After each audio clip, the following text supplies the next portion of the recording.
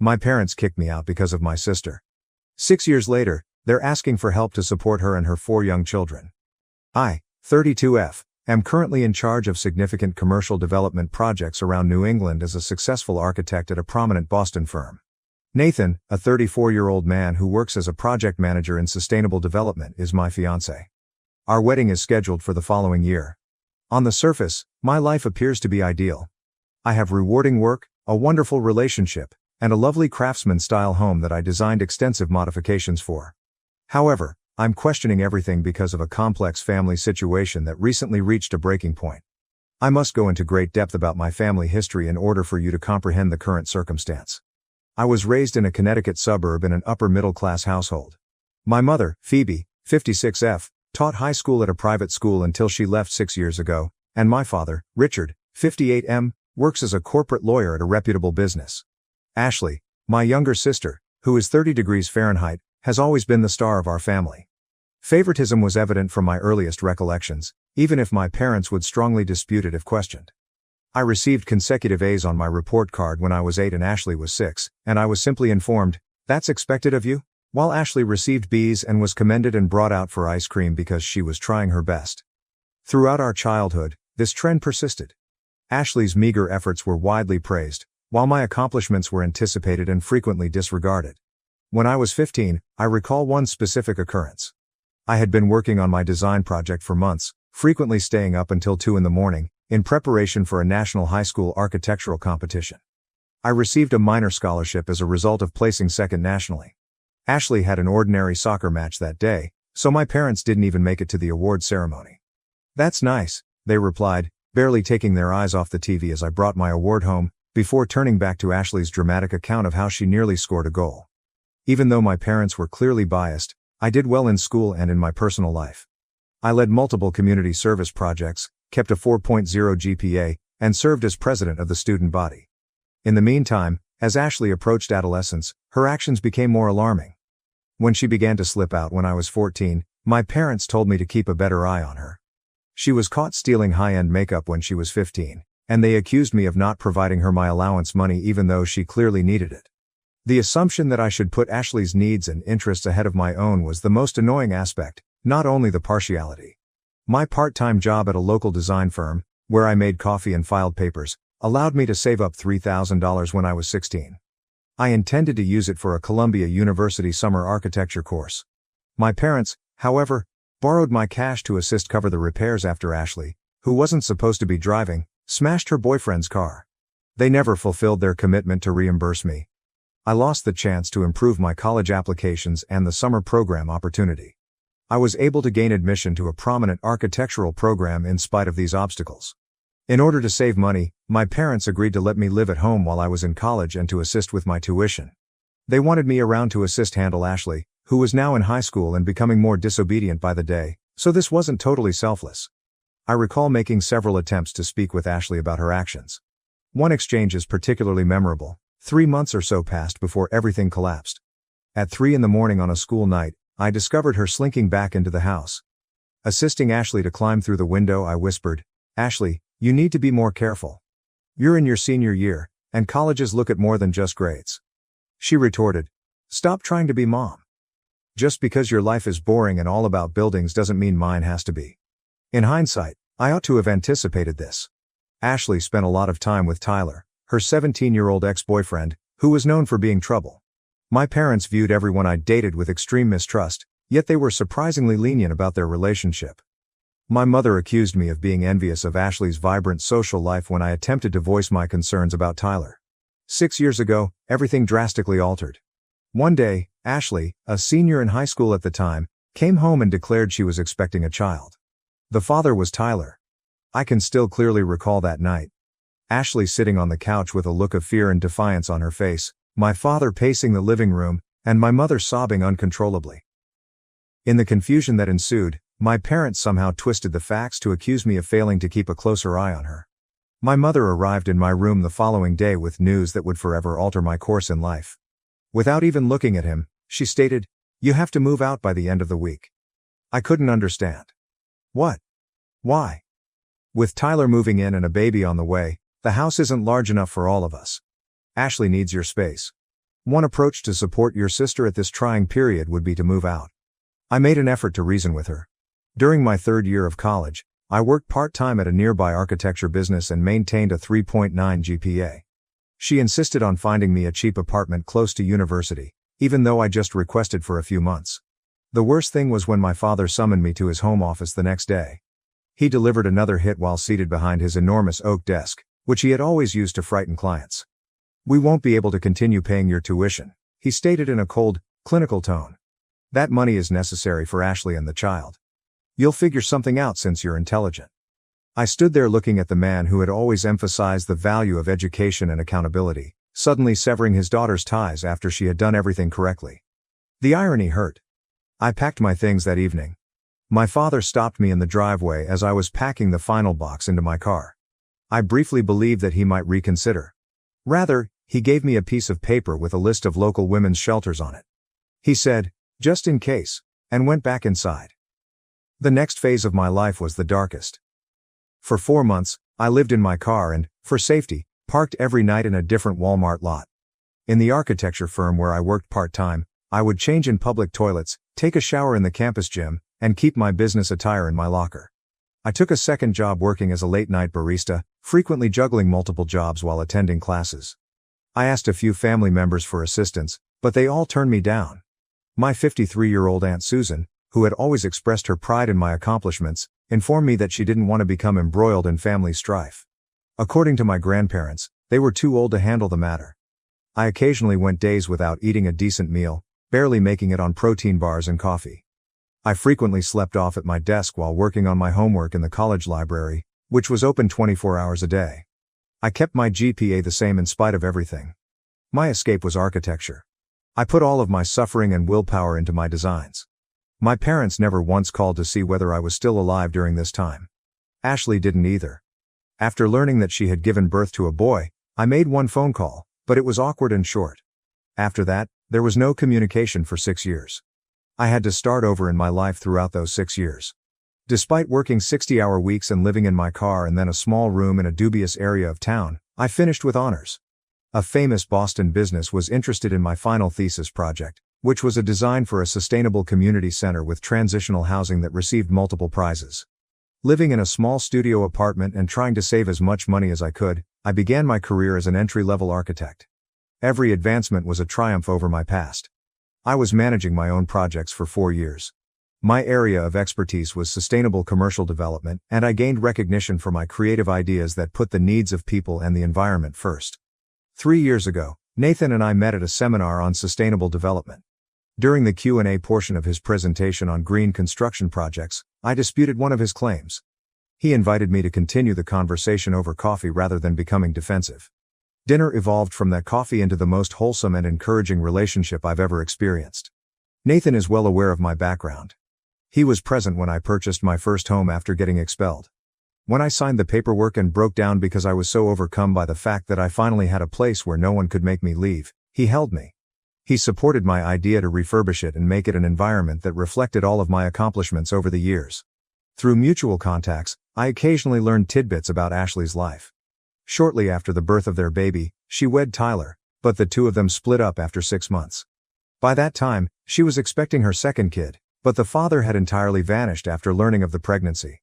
She had another kid with Marcus, the man she married 2 years later, but their marriage failed when she had an affair. She is now pregnant once more and doesn't seem to know who the father is. I got a call yesterday from an unidentified number right before bed. After 6 years of stillness, my mother called. She initially pretended nothing had happened, inquiring about my life and showing interest in my accomplishments. I briefly felt like that young child again, excited to tell my mother about my achievements. I even began to tell her about my recent promotion to senior architect and my engagement. Then she revealed the true reason she had called. In order to assist Ashley and her kids, my parents want me to return to Connecticut.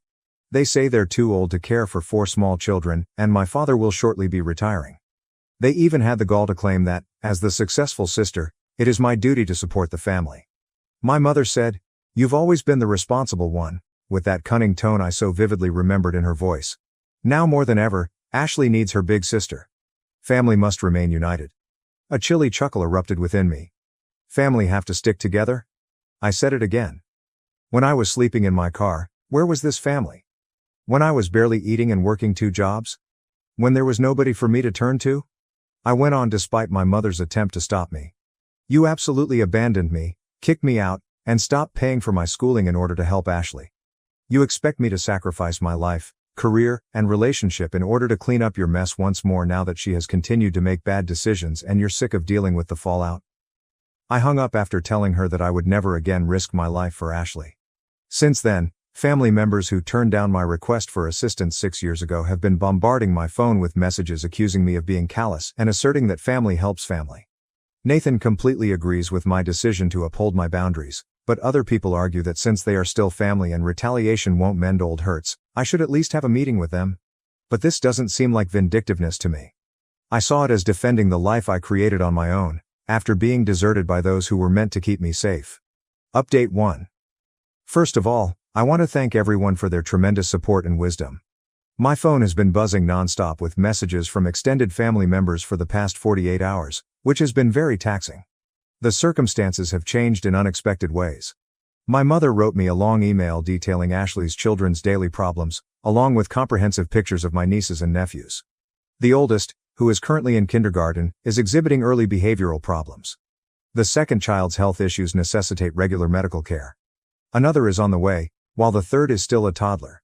A communication from an old family friend who teaches at Ashley's old high school was what really got to me. She informed me that in order to pay for Ashley's costs and medical bills, my parents have been taking out loans. My father has delayed his retirement indefinitely, and they have already remortgaged their home. Ashley personally sent a direct message, which was the most unexpected development.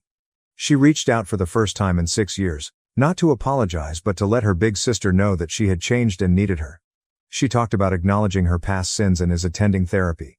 Although I've seen this pattern before, I still have a part of me that wants to believe her. In order to keep both physical and emotional distance from the family, my fiancé Nathan proposed a compromise, providing financial support for the kids' schooling through a trust fund. It's an intriguing idea that would enable me to assist the defenseless kids without being embroiled in the family strife. All of this is still registering in my mind. Seeing those pictures of the children, who are innocent in all of this, has made me feel conflicted, even though my logical side knows I owe them nothing. When I make a choice about Nathan's suggestion, I'll provide another update. I need some time right now to process everything without having to deal with family pressure all the time. Update 2. Over the last 24 hours, everything has drastically changed. My mother called me in an emergency last night. Ashley had been involved in a severe vehicle accident. Another automobile ran a red light and collided with her car while she was driving alone. The situation was dire because she was pregnant. I got into my car and drove to Connecticut for 4 hours without giving it any thought. It felt unreal to enter that hospital. As he paced the corridor in his faded suit, my father appeared to be much older than his years. When she saw me, my mother lost it all. I hadn't actually seen them in person for 6 years. Although Ashley's injuries were not life-threatening because of the airbags, the doctors added, they had to perform an emergency C-section in order to save the baby. With a questionable prognosis, the premature baby is currently in the NICU. My biggest surprise was going back to the house I grew up in. I grudgingly complied with my parents' request that I remain rather than book a hotel. Entering my former room felt like entering a time portal. My old desk was still in its original condition, my architecture designs were still attached to the walls, and even my high school trophies were still neatly arranged. Everything was just as I had left it 6 years prior. Then it dawned on me that they hadn't actually converted my room into an area for Ashley. The whole needing the room pretext had been nothing more than a pretext. Another unanticipated emotional moment was meeting my nieces and nephews. I was astonished to hear Charlie, 6 million, the oldest, say, "Aunt Rebecca, I know you from the pictures." My parents had apparently informed them about their aunt, who constructs stunning structures, in spite of everything. After I assisted them in building a block tower, the smaller ones, Ava, 4F, and Lucas, 2M, who had been timid at first, quickly warmed up. After 3 days here, I'm learning new things that make my emotions even more complicated. I discovered a stack of unsent letters from my father while searching through some old documents for Ashley's insurance information. They were letters of apologies that he never mailed, all addressed to me and dated throughout the previous 6 years. Tears appeared to have soiled several of them. Yesterday, Nathan flew in to help me get through this. I became aware of how much these children deserve to be free from the chaos they were born into as I watched him engage with my nieces and nephew, using play to teach them basic engineering concepts. Ashley is still in and out of consciousness, but she is stable presently. The baby's condition is still dire.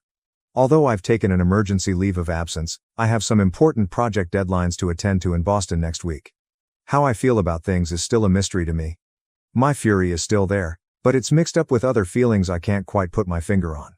The youngsters who somehow know about me, the preserved chamber, and the unsent letters are all making me rethink how I perceived the previous 6 years. I have to return to the hospital right now to get an update on the baby's health. Next week, when I return to Boston, I will write more. I'm just attempting to live day by day for the time being. Update 3. After spending another week in Connecticut, this time with Nathan, I just got back to Boston. It was a complex experience. Ashley asked me to invite him expressly because she wanted to meet the person who makes her sister happy. The dynamics were revealing and unpleasant.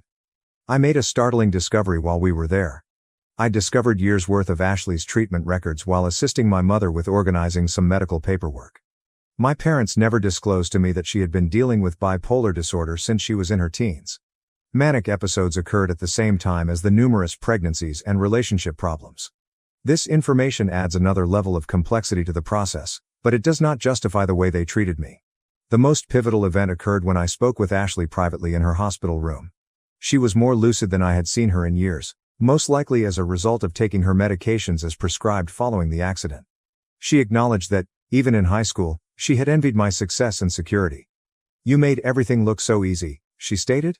And I felt like the family disappointment in comparison. Neither of us missed the irony. Nathan's presence proved to be quite important. I was too deeply invested to notice what he saw. One evening at supper, he pointed out that my father was unable to look me in the eye, displaying signals of intense embarrassment instead of the apathy I had always imagined. Additionally, he saw my mother's tense tendency to begin statements and then stop them quickly, seemingly out of fear of saying the wrong thing. The children now play a big role in my emotional equation. Charlie, 6 million, my oldest nephew, showed me his architectural drawings, which were sloppy but sincere attempts to replicate images of my work that my parents must have shown him. When the younger ones, Ava, 4F, and Lucas, 2M, begin referring to Nathan as uncle, it has a deeper impact on him than he anticipated. The infant will need to remain in the NICU for at least another month, although her condition has stabilized. My parents have been sleeping in the waiting area on shifts, refusing to leave their grandchildren alone, according to a nurse who spoke to us during one of our hospital stays. They appear emotionally and physically worn out. I've made some sensible choices. A family therapist with expertise in intergenerational trauma is what I'm setting up. I've also discussed working remotely for a few days every month with my company. I haven't changed my mind about returning to Connecticut though. I now live and work in Boston. On the way back to Boston, Nathan and I had a lengthy conversation. His statement, "Sometimes the hardest part of healing isn't forgiving others. It's forgiving yourself for still caring," really resonated with me. I've been feeling bad about not being able to control my rage in its purest, protective form, so this really spoke to me. I have a crucial client meeting tomorrow, so I must concentrate. Strangely, at the moment, routine work duties feel both anchoring and inconsequential. After our first family therapy appointment, which is set for next week, I'll provide another update. Update 4. Something important happened during my parents' trip to Boston last weekend, so I had to write this update. You read correctly. They traveled to Boston ostensibly to talk about important issues pertaining to the family situation. I initially consented to meet them in a neutral setting, a peaceful cafe close to the public garden. But they persisted in touring my residence because they claimed to be interested in learning more about my life. I reluctantly consented after speaking with Nathan and establishing explicit guidelines on the length of their stay. It was surprising how they responded to my house. Normally stoic, my father broke down when he saw my architecture awards in my home office. However, their true purpose caught me completely off guard. They produced paperwork that demonstrated they had been covertly putting money aside for me ever since they expelled me. I've never witnessed my father sobbing so much in my life. He clarified that for 6 years, they had established a different savings account and contributed the amount equal to my college tuition each month. It has grown to a significant amount with interest. Their justification? They intended to leave it in their will because they were too embarrassed to deal with me personally. A fierce confrontation resulted from this revelation. I let out years' worth of suppressed rage because I could no longer contain it. "Do you think money can fix what you did?" I yelled. "I lived in my vehicle. I didn't eat. I tried to keep up my grades by working till I was worn out."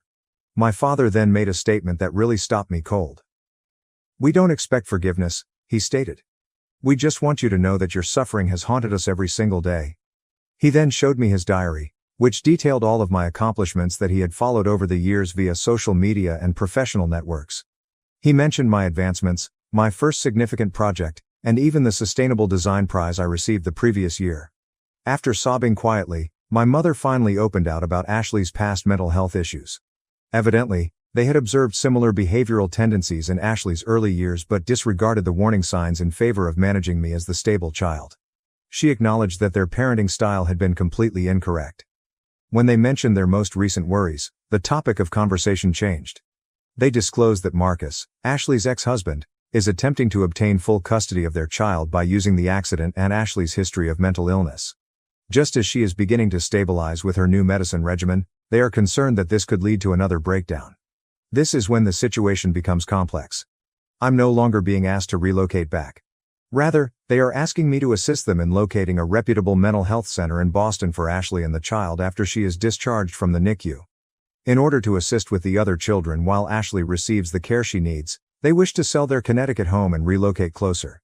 Nathan, who remained close by to provide assistance if necessary, subsequently made a significant observation. They're finally acknowledging their mistakes and trying to find actual solutions instead of just dumping responsibilities on you. I'm still taking it all in. Although the money they save doesn't change the past, their persistent covert efforts at making amends reveal a level of regret I hadn't previously thought of. My father's journal seems like a heartbreaking reminder of what might have been, a father who was proud of his daughter's accomplishments but was too embarrassed to say so out loud. To learn more about Ashley's custody dispute and what part, if any, I should play in it, I'm meeting with a family law lawyer tomorrow. Additionally, I'm looking into psychiatric hospitals that focus in postpartum mental health treatment. Regarding my assistance with Ashley's treatment plans, I have not responded to them. Although I have a strong desire to uphold rigid limits, I also acknowledge that this could be an opportunity for genuine, structural change in our family's dynamic. This time, with the right boundaries and expert assistance, things could be different. Once I've decided how I want to participate in these new developments, I'll provide another update. Update 5. I've made some decisions regarding my relationship with my family going forward after giving it a lot of thought and attending multiple family therapy sessions. Initially, in response to my parents' inquiry concerning Ashley's care, I assisted them in locating a respectable mental health and postpartum care center in Boston.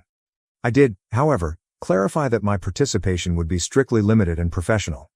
Although I will not be personally involved in Ashley's daily care, I was able to connect them with the resources they needed through my professional network. My parents' savings account has been transformed into a trust fund, of which I am the trustee, for Ashley's children's education. This arrangement guarantees that the funds will be utilized suitably while upholding professional boundaries. Nathan used his financial planning and contacts to assist put things up. I never imagined how my relationship with my family would change over time. I've developed a methodical approach to keeping in touch that safeguards my personal well-being, even if I won't be returning to Connecticut or taking on any caregiving duties.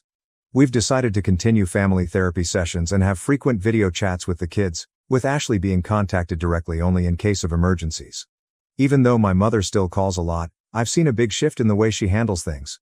She no longer makes demands or guilt trips before providing family information, and she respects my limits when I tell her that I'm too busy to talk. My father made the most unexpected revelation. In addition to sending me a formal written apology outlining particular occasions in which he failed me as a father, he began visiting his own therapist. Instead of the cliched, "I'm sorry for everything," I had anticipated, I received a considerate acknowledgement of particular negative behaviors and how they affected my life. After being admitted to the treatment center, Ashley is beginning to show recovery. At last, the infant is well and no longer in the NICU.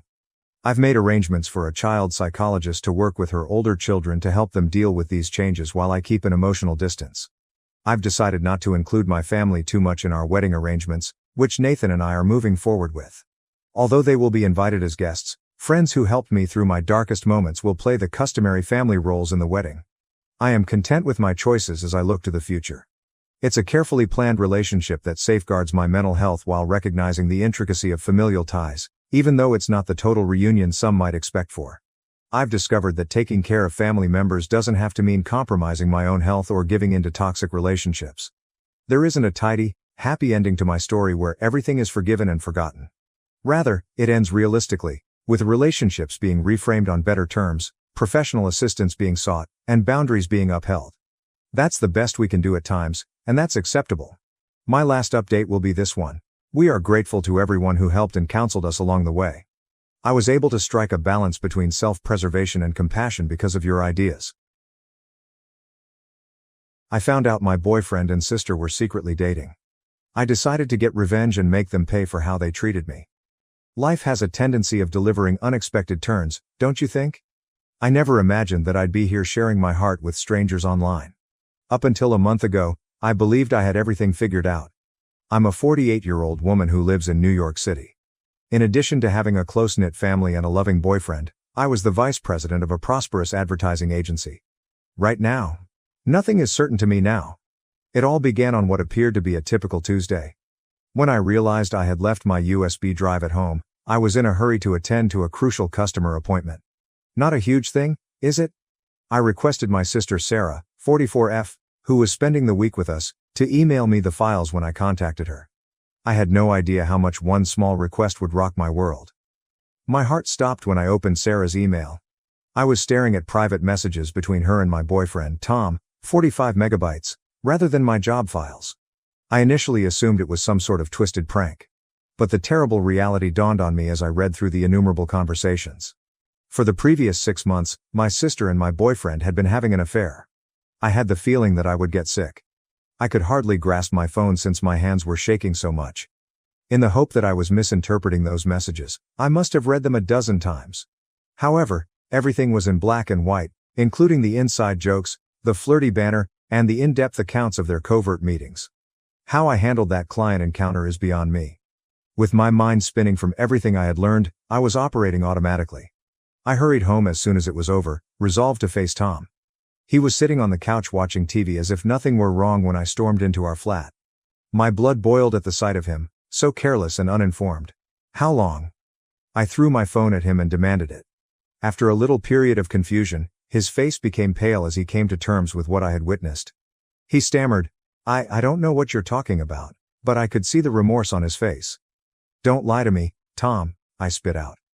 I noticed the messages. Sarah and you. For what duration has this been occurring? He initially made an effort to deny it, but as I recounted passages from their conversations, he broke down. He finally said, 6 months, in a voice that was almost audible above a whisper. It simply occurred. We didn't intend for it to, he said, but I interrupted. I didn't want to listen to his justifications. 6 months. A half year of deceit and treachery. He was with my sister when I was working late, assuming he was watching TV at home. I became physically nauseated at the prospect. I said, get out, my voice trembling with hurt and rage. I don't ever want to see you again. Tom remained silent. I was left alone in the apartment we had shared for the previous 2 years after he took a few items and departed. I started crying as soon as he left. I wept till my eyes were dry. After that, I sat there feeling empty and numb. How could they harm me like this? Since I was a young child, Sarah has been my best friend and sister. Growing up, we had shared everything, dreams, clothes, and secrets. What about Tom? He seemed like the one to me. We discussed getting married and creating a future together. Everything felt like a lie now. I gave Sarah a call the following day. To comprehend why she would betray me in this way, I wanted to hear it directly from her. I could tell she already knew when her face showed up on my screen. She appeared as though she hadn't slept because of her swollen, red eyes. She began. I'm so sorry. But I interrupted her. Why? With a chilly tone, I inquired. Why would you harm me in this way? As she attempted to explain, Sarah broke down and started crying. She sobbed. I didn't mean for it to happen. Tom and I simply clicked. I believe I'm in love with him, but I know that's no justification. Her remark struck me like a blow to the body. Are you in love with him? In love with my boyfriend, my own sister? In my stomach, it was like a knife twisting. Feeling more alone than ever, I hung up the phone without saying anything else. I contacted our parents, John, 55 million, and Mary, 53 feet, since I wanted to talk to someone in order to make sense of this mess. I believed that they would be sympathetic and supportive, and that they would be outraged on my behalf. Rather, their response made me feel even more deceived. My mom said, "Oh honey," after I told them everything. "Sarah probably didn't mean to cause you any harm. You are aware of her tendency toward impulsivity." What I was hearing was unbelievable. Didn't intend to cause me pain. She spent 6 months having sex with my boyfriend. Now, my father added. Let's not rush things. The most essential thing is family. If you all get together and have a conversation, I'm confident you can resolve this. Figure this out. Were they sincere? How could I simply forgive and go on from something like this? They obviously cared more about maintaining order than they did about my feelings. On top of everything else, their response felt like yet another betrayal. As the days went by, I saw that I alternated between intense fury and debilitating melancholy. I was unable to eat or sleep. Every time I closed my eyes, I saw Tom and Sarah smiling together over their deception of me. My thoughts were consumed by the betrayal. I wasn't interested in playing happy families, but my parents kept calling to attempt to set up a family gathering to sort things out. How could I ever have faith in Tom or Sarah again? Knowing what my sister had done, how could I sit across from her at the dinner table? Something inside of me exploded during one of these phone conversations with my mother. When I cut her off, she was rambling on about forgiving others and moving on. No, I firmly answered. I won't act like everything is fine. They cannot be forgiven for what they did. But it's not healthy to hold on to anger, sweetie, she objected. You must. I need my family to realize how much I'm hurting, I interrupt. But I'm done because it's obvious that won't happen. I've had enough of Sarah. I've had enough of Tom. And this is the end of our talk. With my heart pounding, I hung up. I had clarity for the first time since this whole nightmare started. I had had enough of being the victim.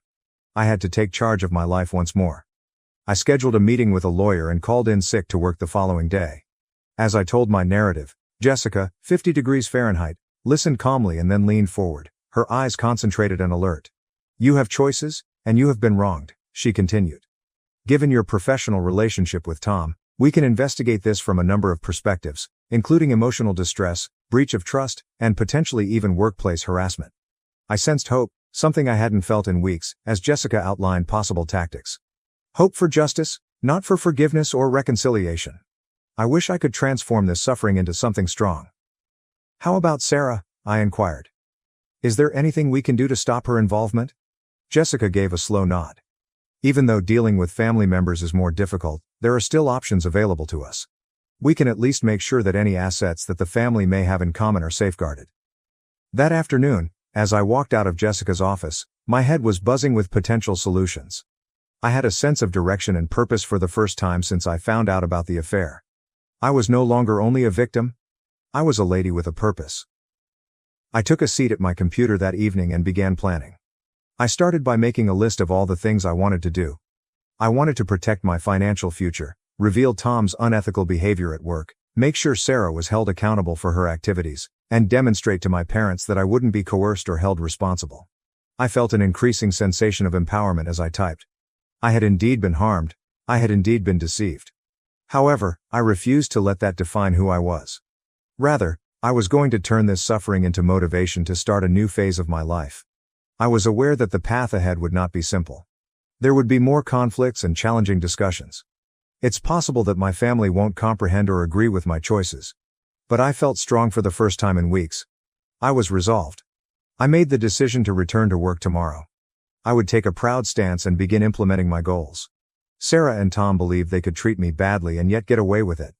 My parents believed they could use guilt to get me to ignore everything. They were all going to find out how mistaken they were. I noticed myself in the mirror as I shut down my laptop and prepared for bed. The devastated, deceived victim I had been for the previous 2 weeks was not the lady staring back at me. She was prepared to face any obstacles because she was a fighter. I said in a whisper to my reflection, "Watch out, world. I'm returning stronger than before." For the first time since this whole experience started, I felt completely at peace as I turned off the light and went to bed. I was eager to begin the first day of my new life, which was tomorrow. I'm going to talk to you now, Reddit. Have any of you had a similar situation? How did you respond to it? And how do you feel about my revenge plan? Is it excessive, or is my desire to hold them all accountable for their actions justified? As I start my new path, I would value any guidance or assistance you might provide. Update 1. 2 weeks have passed since my last post, and I would like to express my gratitude to everyone for their guidance and encouragement. Your remarks have been a lifesaver for me at this trying time. I'll give you an update because a lot has happened. The revenge strategy comes first. After speaking with my attorney, Jessica, I made the decision to act in several ways. First, we filed a formal complaint about Tom's inappropriate connection with me and his following romance with my sister with his human resources department. Considering that we are in the same industry, it was a risky move, but I couldn't allow him to get away with it. The reaction was prompt. While an inquiry was conducted, Tom was put on administrative leave. I'll admit that I felt a little satisfied as I watched him being led from the premises with a box of personal belongings. However, it didn't last long.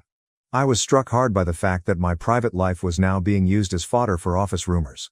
My personal role at work has grown more complex. Even though my supervisors have been encouraging, I can sense the sidelong stares and whispered discussions that end when I walk into a room. It's obvious that people are curious about my level of knowledge, my anticipated length of stay, and my stability in managing large accounts. In an effort to demonstrate that my personal drama won't impact my professional performance, I've poured myself into my work. Things have gotten worse on the family front. Do you recall how my parents pushed for a family gathering to work things out? It was a catastrophe, but it did happen. A quiet room in a downtown restaurant served as our neutral meeting spot. My blood pressure shot up the moment I went in and saw Sarah sitting there, looking anxious yet somehow defiant. Naturally, my parents were also present, serving as mediators. My father started by saying, "Girls, we're here to talk this out like adults. Until our family decides how to proceed, nobody is going anywhere." I couldn't contain my laughter. "Go ahead? Are you serious? There is no way to move past this." Sarah's voice trembled as she spoke. "I am aware that what I did was improper. I sincerely apologize. However, shouldn't we at least attempt to resolve this?" With a mixture of anger and incredulity, I turned to face her. "Resolve this? You spent 6 months having sex with my partner. Day after day, you deceived me. What do you want to do now? Pretend it never occurred and give it a hug." "She's not saying that," my mother interrupted. "As a family, we simply want to figure out how to get better. You two have always had a tight relationship." I corrected her, saying, "We're close. Tense in the past. And who is to blame for that?" From there, the discussion took a different turn. My parents begged, Sarah wept, and I felt numb. It was obvious that they all expected me to put family unity ahead of my personal sentiments and to finally forgive and move on. I had had enough guilt-tripping and pointless discussions after an hour. With a loud scrape of my chair against the floor, I got up. "This is useless," I remarked. "It appears that you have all determined how this should proceed without taking my feelings into account. Well, I'm not complying. I'm finished." I heard my mother calling after me as I left, but I chose not to turn around. I disabled their social media accounts and phone numbers that evening. Although it was a bold step, I needed time to recover from their unrelenting pressure. Things took an intriguing turn on the Tom front. He contacted me a few days after he was placed on leave, asking me to withdraw my complaint to HR rather than offering an apology or pleading for my forgiveness. He begged over the phone that this may destroy his career. "Can't we deal with this in private?" His boldness astounded me. "Take this in private? Similar to how you and Sarah had your 6-month clandestine affair." He was bold enough to sound angry. "That isn't the same, we're talking about my livelihood here." I retorted icily, "You ought to have considered that before you chose to sleep with my sister. Tom, actions have repercussions. You need to face yours now." I experienced a range of feelings once I hung up. Hearing the desperation in his voice and knowing that he was finally being held accountable for his acts made me feel a certain amount of satisfaction. However, I was also worn out from the drama and the continual reminders of their treachery. At that point, I decided. I required a change, a new beginning. I started researching employment prospects in other cities. The idea of uprooting my life was both thrilling and horrifying, but the more I considered it, the more it seemed right. With a Seattle boutique agency, I discovered a good lead. Following a round of interviews, they offered me an offer after being impressed by my experience and portfolio. Although it was a lateral transfer in terms of employment, the opportunity to reinvent myself and the change of environment were invaluable. My supervisor was sympathetic but obviously unhappy when I gave notice at work. He questioned, "Are you certain about this? Here, you've established a solid career. Don't allow personal problems to pull you away." I was grateful for his care, but I had already made up my mind. "I'm positive," I assured him. "I need to start over on both a personal and professional level." I was shocked by how many coworkers contacted me to offer their support when word circulated about my upcoming leave. Many of them talked about how they overcame personal obstacles and changed their identities in the middle of their careers. Their words of support made me more determined. I've been going to a therapist to help me process everything in the middle of this. I have benefited greatly from Dr. Larson's, 58 degrees Fahrenheit, assistance in processing my anguish and anger. She has assisted me in seeing that, although my emotions are true, I must not allow them to control me. During one session, she informed me that while seeking revenge may feel good at the time, it won't make your grief go away. Living a good life and going on is the best form of retaliation. I'm making an effort to heed her advice and concentrate on creating my new life rather than destroying my previous one. It's not always simple, and sometimes I still feel like my wrath will get the better of me. But I'm getting better. As I get ready to relocate to Seattle and pack up my apartment, I'm thinking about how much has changed in only a few short weeks. My sister, my partner, and, in a sense, my parents have all passed away. However, I've also developed a new feeling of self, a resolve I was unaware I had. I am aware that the path ahead will not be simple. It's intimidating to start anew in a new city and start my life over from scratch. But I'm looking forward to the future for the first time in a long time. I'm interested to see who I'll develop into once I'm not burdened by expectations from my family or betrayal. I hear those who told me to forgive, move on, and take the high road. I no longer seek retribution for its own sake. Yes, I'm working for justice, but more than that, I'm working for my own happiness and mental health. So, Reddit, that's the current situation. I'm going to start a new chapter in my life, putting the hurt and treachery behind me. Although I'm anxious, thrilled, and a bit afraid, I'm primarily proud of myself for taking charge of my life. I appreciate all of your help and guidance. You have no idea how much it has meant. After I'm settled in Seattle, I'll provide another update. Good luck to me. Update 2. 3 months have passed since my last post, and I'm writing this from my new Seattle apartment with a view of Puget Sound. Every day, the view reminds me of my progress. It's exciting and scary to move to a new city in your late 40s. Although everything is new, there is a certain liberation that comes with not knowing. Nobody here is aware of my past, my suffering, or my guilt. Whoever I want to be, I can be. In the best way conceivable, my new position at the boutique agency has been demanding. I'm taking on multiple roles because the team is smaller. I've had to learn new talents and step outside of my comfort zone as a result. I am gradually forming new friendships. It's a start, even though it's not as good as the close relationships I had in New York. Let's move on to the fallout from my revenge plan. I place that in quotes because, in retrospect, it was more about justice and taking back control of my life than it was about getting even. In the end, Tom lost his job due to professional misconduct.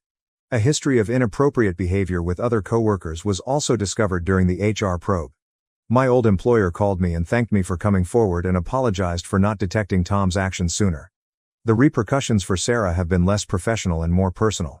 As word of her affair spread, she lost acquaintances, and our parents finally seemed to understand the seriousness of what she had done. She wrote me a tearful letter last week, filled with explanations and apologies. She talked about how she had always felt like she was living in my shadow and of her own fears. The letter concluded with an appeal for pardon. For the first time, I sensed a tiny fracture in the wall of wrath I had constructed, but I'm still not there, not even close. I haven't replied yet, and I may not do so. Additionally, my parents have begun contacting me more often. Instead of advocating for reconciliation, they have been helping me adjust to my new life. In order to send a housewarming present, my mom even inquired for my address. My own self-change has been the most notable. Peace has slowly taken the place of the rage that previously overwhelmed me. Even though I still get angry occasionally, they are become less frequent and less severe. This approach has been greatly aided by my therapist, Dr. Larson. Forgiveness is something we've been working on, not for Tom or Sarah, but for me. She has aided me in seeing that forgiving someone does not include accepting their actions or allowing them to return to my life. It entails letting go of the grip that rage has on me. I've been concentrating on personal development and self-care. I've started taking photography classes, joined a reading group, and started doing yoga and meditation. I went on my first date since the whole situation last weekend. It wasn't a life-altering experience, but it was nice to meet someone new. His name is Mark, 52 million. In terms of my career, I'm succeeding in unexpected ways. My enthusiasm for advertising has been rekindled by the new beginning. I presented a campaign that challenged convention last week. We got the account because the client thought it was fantastic. It served as a potent reminder of my value on both a personal and professional level. There have also been difficulties. There are days when loneliness is too much to bear. I long for the comforts of my former existence. Sometimes I wonder why I choose to move away from everything. But then I think back to where I was only a few months ago. Angry, damaged, and caught in a vicious cycle of betrayal and suffering. I know I made the right decision when I consider how far I've come. I want those of you experiencing similar difficulties to know that there is hope. You'll make it through this. You'll discover a strength you never knew you had, and you'll emerge from the experience stronger and wiser, if not unscathed. I have a long way to go. I'm still recovering, learning, and developing. But I'm looking forward to the future for the first time in a long time. What occurred to me no longer defines me. Instead, what I decide to do next does. Reddit, I appreciate you joining me on this adventure. Some of my darkest moments have been illuminated by your encouragement. Although I have no idea what the future will bring, I am certain that I am prepared to meet it head on. When there are noteworthy developments, I'll provide another update. I'll stay here in Seattle until then, appreciating fresh starts and second chances as I watch the sunset over the sound. Update 3, the adage, revenge is a dish best served cold, has never felt more fitting as it does now, 6 months after my last update. I've been quite busy, and now my well-planned outcomes are finally materializing. Let's start by discussing Tom. Do you recall his dismissal from our previous employer? But that was only the start. I've been methodically damaging his industry-wide professional reputation. How? Thanks to former coworkers who owed me favors, I was able to produce an anonymous blog post that detailed his misbehavior and included censored evidence from our HR department. In the world of advertising, the blog gained a lot of popularity, but I continued. Posing as a headhunter, I created a phony LinkedIn profile and contacted Tom, promising him interviews at prominent agencies. Naturally, my pals who are actors staged these interviews. Tom would arrive, wait for hours, and then be informed that the interview was not planned. This occurred 5 times before he realized what was going on. Last week was the coup de grace. Using some cunning, I managed to get Tom invited to participate in a large advertising conference. This, he believed, was his opportunity to turn his life around. He was unaware that I had positioned multiple persons in the crowd. They questioned him sharply about his prior misbehavior when it came time for Q&A. After stumbling and perspiring, Tom bounded off the stage. Since the video became public, there's no longer any prospect that he will be able to recover his career. Let's go on to Sarah. With that heartfelt letter, my darling sister believed she might slither her way back into my favor. I chose to let my deeds speak louder than my words rather than answer. I employed an excellent PI to investigate her past, and they found a wealth of information. As it happens, Sarah has a history of taking out loans from our parents and never repaying them. I submitted our parents a thorough report that included dates and amounts for each of these loans. They were, to put it mildly, shocked. However, it wasn't all. Additionally, the PI found proof that Sarah had embezzled money from her job. That little issue was resolved when her company's audit department received an anonymous tip. When I discovered that Sarah had been lying about her educational background, however, it was the cherry on top. Although she stated on her resume that she had completed her degree, she never did. After making a brief phone call to her human resources department, Sarah was declared unemployed and unemployable. Our parents, on the other hand, at last realized the truth. To supposedly clear the air, I called a family gathering. Rather, I showed a PowerPoint that listed all of Sarah's deceptions and manipulations across the years. It was immensely satisfying to see the changes in their expressions from bewilderment to shock to rage. Sarah is now totally cut off from them, both financially and emotionally. This degree of retaliation may seem extreme to you, but I can promise you that it is just. I almost got destroyed by these people. They attempted to gaslight me into forgiveness, abused my confidence, and diminished my sense of value. Forgiveness is not an option. Despite everything, I've been doing well in Seattle. My new position? I currently lead a boutique agency as its CEO. As it turns out, the owner wanted to retire, and I made him an irresistible offer. It was worthwhile even if I had to spend a sizable portion of my savings. Now, I have the authority to ban Tom and Sarah from a whole industry. My personal life has also changed in an intriguing way. Do you recall the architect, Mark? He has his own spiteful streak, it turns out. He offered some inventive ways to make his ex-wife's life miserable when she cheated on him. We are now allies in life and retaliation. Being with someone who sympathizes with my suffering and encourages me to take action is thrilling. In addition, I have established a support group for those who have experienced familial betrayal. I've gained some wonderful allies, and it's been helpful. We encourage one another, exchange tactics, and sometimes even assist one another in plotting retaliation. I adore it. It's like a book club with a twist. Some of you may be wondering if any of this makes me feel bad. The answer is definitely no. I provided Tom and Sarah the opportunity to express genuine regret and make amends. Rather, They attempted to control me and force me to forgive before I was ready. They are now realizing that their acts have repercussions. I want to respond to those of you who suggested that I be the greater person or take the high road. Sometimes it's overrated. Fire must sometimes be put out with fire. I'm not saying that everyone should follow this route, but for me, it was essential. This retaliation has been empowering, therapeutic, and well worth the effort. I feel a sense of calm that I haven't experienced in years as I sit in my corner office with a view of the Seattle skyline. The rage that used to devour me has given way to contentment.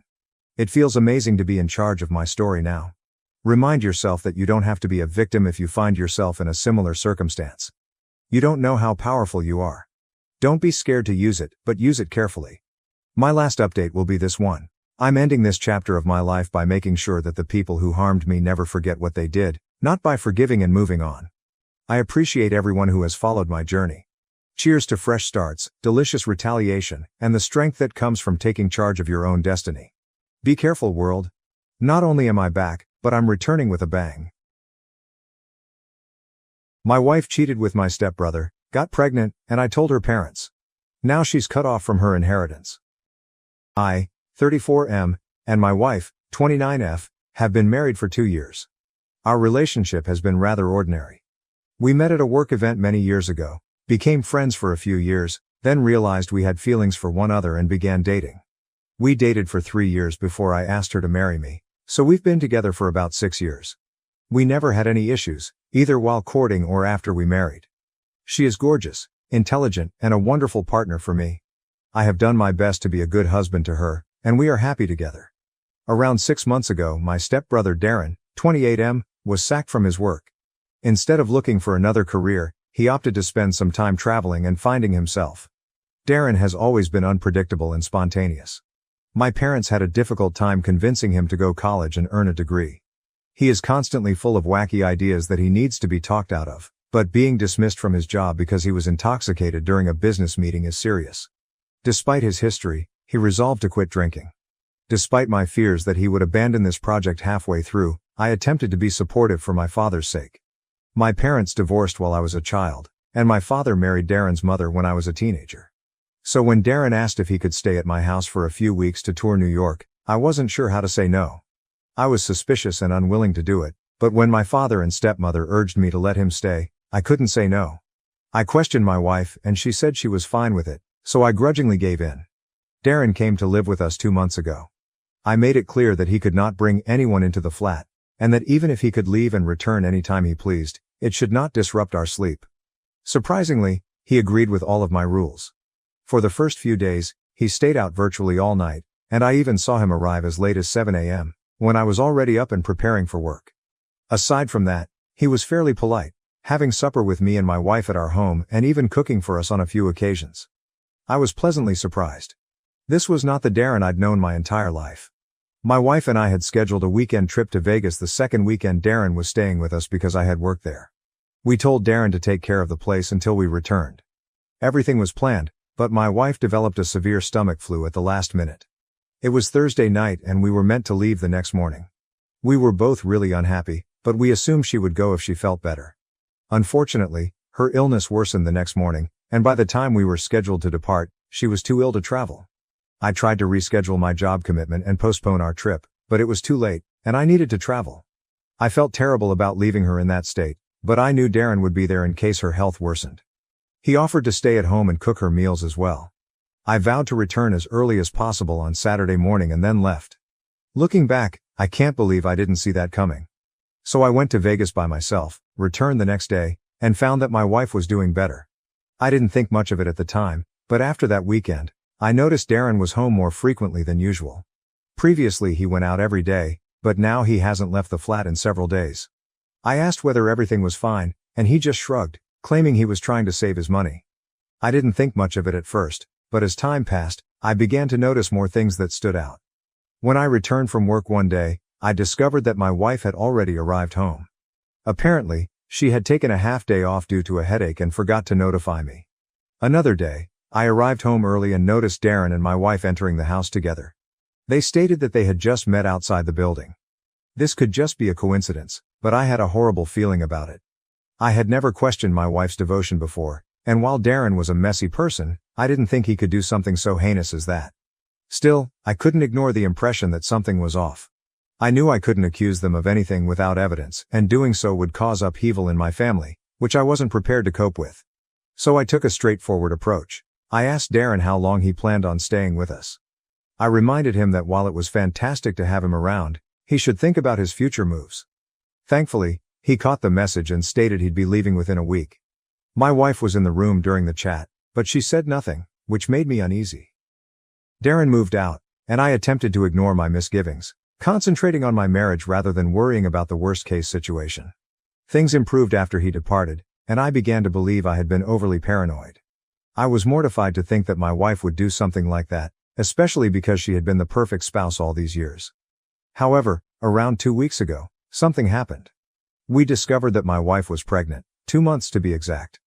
You probably know where this is headed. When Darren moved in with us 2 months ago, I felt sick to my stomach. I'll offer you some context. I am a few years older than my wife, as I previously stated. By the time I was 30, I was ready to settle down and establish my own family. When my wife and I first started dating, I knew she was the one for me and wanted to marry her. However, she believed she was too young to have children and wanted to wait a few years before making that decision. Though it wasn't what I desired, I approved of her choice. We always took precautions since we decided to wait until she was 30 to start looking for children. My wife always insisted we be very careful since her body reacts poorly to hormonal birth control and she is not on any tablets. I also always utilized protection. Accidents do happen, of course, but I could not get over the sense that something was off. I felt the timing to be unsettling. She said she wanted to keep the baby, that although this was unplanned, it was a good thing and we ought to be glad. Long since I had desired children, under different conditions I would have been ecstatic, but instead I was in excruciating pain. Though I attempted to seem content to my wife, I don't think I have ever felt worse. Uncertain of what to do, I wanted no one to criticize me, thus I couldn't talk to any of my friends about it. Nevertheless, I couldn't get rid of the bad ideas and emotions. I knew I couldn't continue living in total anguish after about 1 week. I had to face my bride. I knew this would have a terrible effect on our marriage, and should I turn out to be mistaken, she might never pardon me. But I kept thinking of the worst. The prospect of her carrying the baby of my stepbrother made me sick. After our first visit, completed several blood tests and procedures, all I could feel was total devastation. I decided to talk to her as I could no longer handle it and got ready for the worst. I told her I had to talk to her about something quite crucial about a week ago during supper. She wanted to know straight away. Though afraid, I aimed to be as direct as I could. I apologized for feeling this way, but I questioned her whether she actually carried my child. My question seemed to her startled. Her whole face flushed red, and she began shouting, accusing me of being a monster for questioning her and committing something so terrible. She said she had never strayed from me. She wondered where all this was coming from, and I told her it was too much of a coincidence she was 2 months pregnant, the same length of time Darren had left. She became much more irate as a result and began yelling even more. Seeing the situation becoming bad, I tried to cool her down and get her to pay attention to me. I told her it hurt for me to live with these uncertainties. I told her about the events that occurred during Darren's stay, wishing I had no harbors of uncertainty and felt something was off. She seemed to relax a little and assured me she knew I had questions, but she also advised me to believe her and our marriage would be stronger. Though I felt awful, I told her I wished I could just ignore these ideas. Having attempted, I wanted a paternity test following the birth if there was really nothing to worry about. I even said I knew how tough this must be for her, but I had to be sure for my own peace of mind. She seemed to be really more extreme than I had expected, so clearly I didn't expect her to be entirely cool with this and felt she might flare out a little. If she was angry before, the reference to a paternity test sent her off. She said I was nasty and she couldn't believe I would force her to go through something so embarrassing over my crazy thoughts. Though I attempted to remain cool, really seeing her so against the concept made me feel as though my suspicions were vindicated and I started to get enraged. I told her this was an ultimatum, that if she disagreed, I doubted we could be together. She admitted she needed time to consider it, and this seemed to help her somewhat relax. That evening we slept in different rooms. We said nothing to one another the next morning before reporting to work. I fantasized the worst-case scenario as the truth all day. The remainder of the week reflected that. She would ignore me and arrive home late at night. She grew upset every time I tried to chat to her, so I finally gave up. I had no notion she was merely deciding on her next action. When I got up in the morning last Thursday, I discovered she had not returned home the evening before. She never responded when I texted her many times. I had to report to work, but I was so agitated that I couldn't concentrate and so left early for home. I waited hours for her, but I grew rather concerned when she still hadn't returned home by 9 p.m. and would not answer my calls. Not sure what else to do, I asked her assistant at work about her. My surprise was that she hadn't been to work and had taken 2 personal days. Her assistant expressed amazement at my ignorance of this. I was somewhat concerned at that point and phoned some of her friends to see whether she was with any of them. I started picturing the worst when all of them claimed they hadn't heard from her. I fretted about her leaving me or about something happening to her. I asked my mother-in-law, MIL, a last resort, whether she was with her. She wasn't, but upon learning my wife had vanished for 2 days, my MIL started to get really concerned. She promised to try to get to her and let me know whether there was any update. Should she still be inaccessible, we agreed to phone 911. I was completely terrified in the next half hour, but suddenly my wife called. She stated she was absolutely fine, wanted some time to sort things out, and that I had no need to stress her out for no cause or involve her mother. She sounded even angry, very apathetic. I became enraged when she showed no regard for freaking me out, but I calmed down and asked her where she was and when she was returning. She hung up, then declared she would be returning early the next morning. Frayed and somewhat angry, I went to bed. I considered spending some time apart from her. I had no idea what lay ahead of me. The next morning she woke me up and seemed especially content. She stated she was fixing a problem, when I asked her where she had been the day before. Trust me when I say I spent weeks considering every conceivable scenario that might go wrong. What she said next was crazier than anything I could have imagined. She explained that this pregnancy was killing our marriage and causing foolish questions in my head, hence she decided to rescue our marriage by means of an abortion. She met my eyes squarely and stated, now I had no reason to question her loyalty, we could start our marriage anew. I looked astounded. I had never used that word and really meant it before in my life. I simply asked her if she was kidding after just staring at her. She stated she was totally serious and hoped I could unwind now and stop allowing stupid worries to disturb me anymore. That served as my breaking point. After several more minutes of staring at her, I stood up and departed. Spending another second with her worried me that I would have some kind of mental collapse. She started to follow me, but if she wanted peace, I advised her to avoid me. I guess my tone was severe enough to stop her. I phoned my attorney on the way out of the building to let her know I was divorcing my wife and needed to start the process immediately. I also scheduled a meeting for the following morning and advised her we had to make sure my wife missed a penny of my money. Though I had no idea exactly how things would turn out, I knew what I had to do. I asked Darren where he was when I phoned. He claimed to be in Atlanta, someplace. I asked him not to waste my time. Simply admit that they had slept together. I was divorcing my wife. He said nothing for a few minutes, then simply apologized to me. That helped me too. I understood there was nothing else to say. For the evening I checked into a hotel and got ready for what I knew was in store. I woke up the next morning, headed straight to my attorney, and gave her all the specifics, the infidelity, the abortion, everything. She claimed that we did have a shot even though it's tough to have a clean divorce with no alimony unless both sides come to a mutual understanding, as my wife has a high-paying job of her own and is most certainly the one at fault here. Really, I was more concerned with the cause than with the money. With this woman I was finished. She could be very frigid, which astounded me.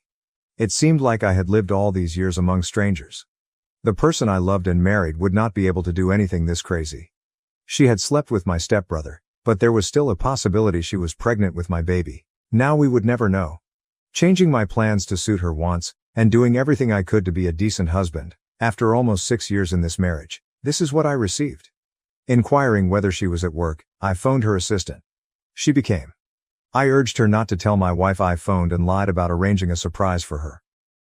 I then headed home, loaded as many of her items as I could into 3 suitcases, and arranged them in the hall. Changing our locks and phoning a locksmith came next. I wanted no sight of her. I wanted her out of my house, gone. Not wanting to be home when she got back, I then stuffed some of my own items in an overnight bag and headed back to my hotel. It was almost 5 p.m. by the time everything was finished, and I was worn out, physical and psychological. I slept on the bed and nodded out as soon as I got to my motel. My phone rang when I woke up. In fact, it was my wife, but I chose to treat her with the same indifference that she had shown me the day she obtained the abortion behind my back. She persisted in phoning, and I ignored a million books that she recommended. Regarding all that, I had nothing to say to her. She stopped at last after over an hour of unrelenting calls. She had apparently given up, But then I received a text from Darren stating she had contacted him and inquired as to whether I had spoken with him. It was finished, he informed her. I knew everything. Again over text, he apologized. I couldn't care less. Not texting him either, I started considering what to do next. The following phase was where I might have gone a little too far, but I was devastated and embarrassed. What else to do eluded me. One thing you should know about my wife is that she is from a quite traditional Southern background. They do things a particular way over there, and since we were married, she has been under pressure to have children. I had been on her side at every family gathering for years, helping to back our slow approach. I never once said that her desire to wait was the sole reason we weren't trying for children. I knew that her family would not be very happy if they discovered she had an abortion and cheated. I thus decided to phone my mother-in-law and simply be petty once in a lifetime. I gently went over everything with her and advised her that I was divorcing her daughter for betraying my confidence. She first doubted me and sounded embarrassed. About the abortion, I could show her the positive pregnancy test and the doctor's notes from our first appointment. Darren had previously acknowledged the affair. She may have her daughter clarify the rest. My wife was blowing up my phone in no time, exactly as I had anticipated. I tried to wait it out, but I ultimately picked up when she wouldn't stop after an hour and a half of unrelenting calling. Her answer was as predicted. She screamed I was ruining her life for no reason and she had nowhere to stay for the evening.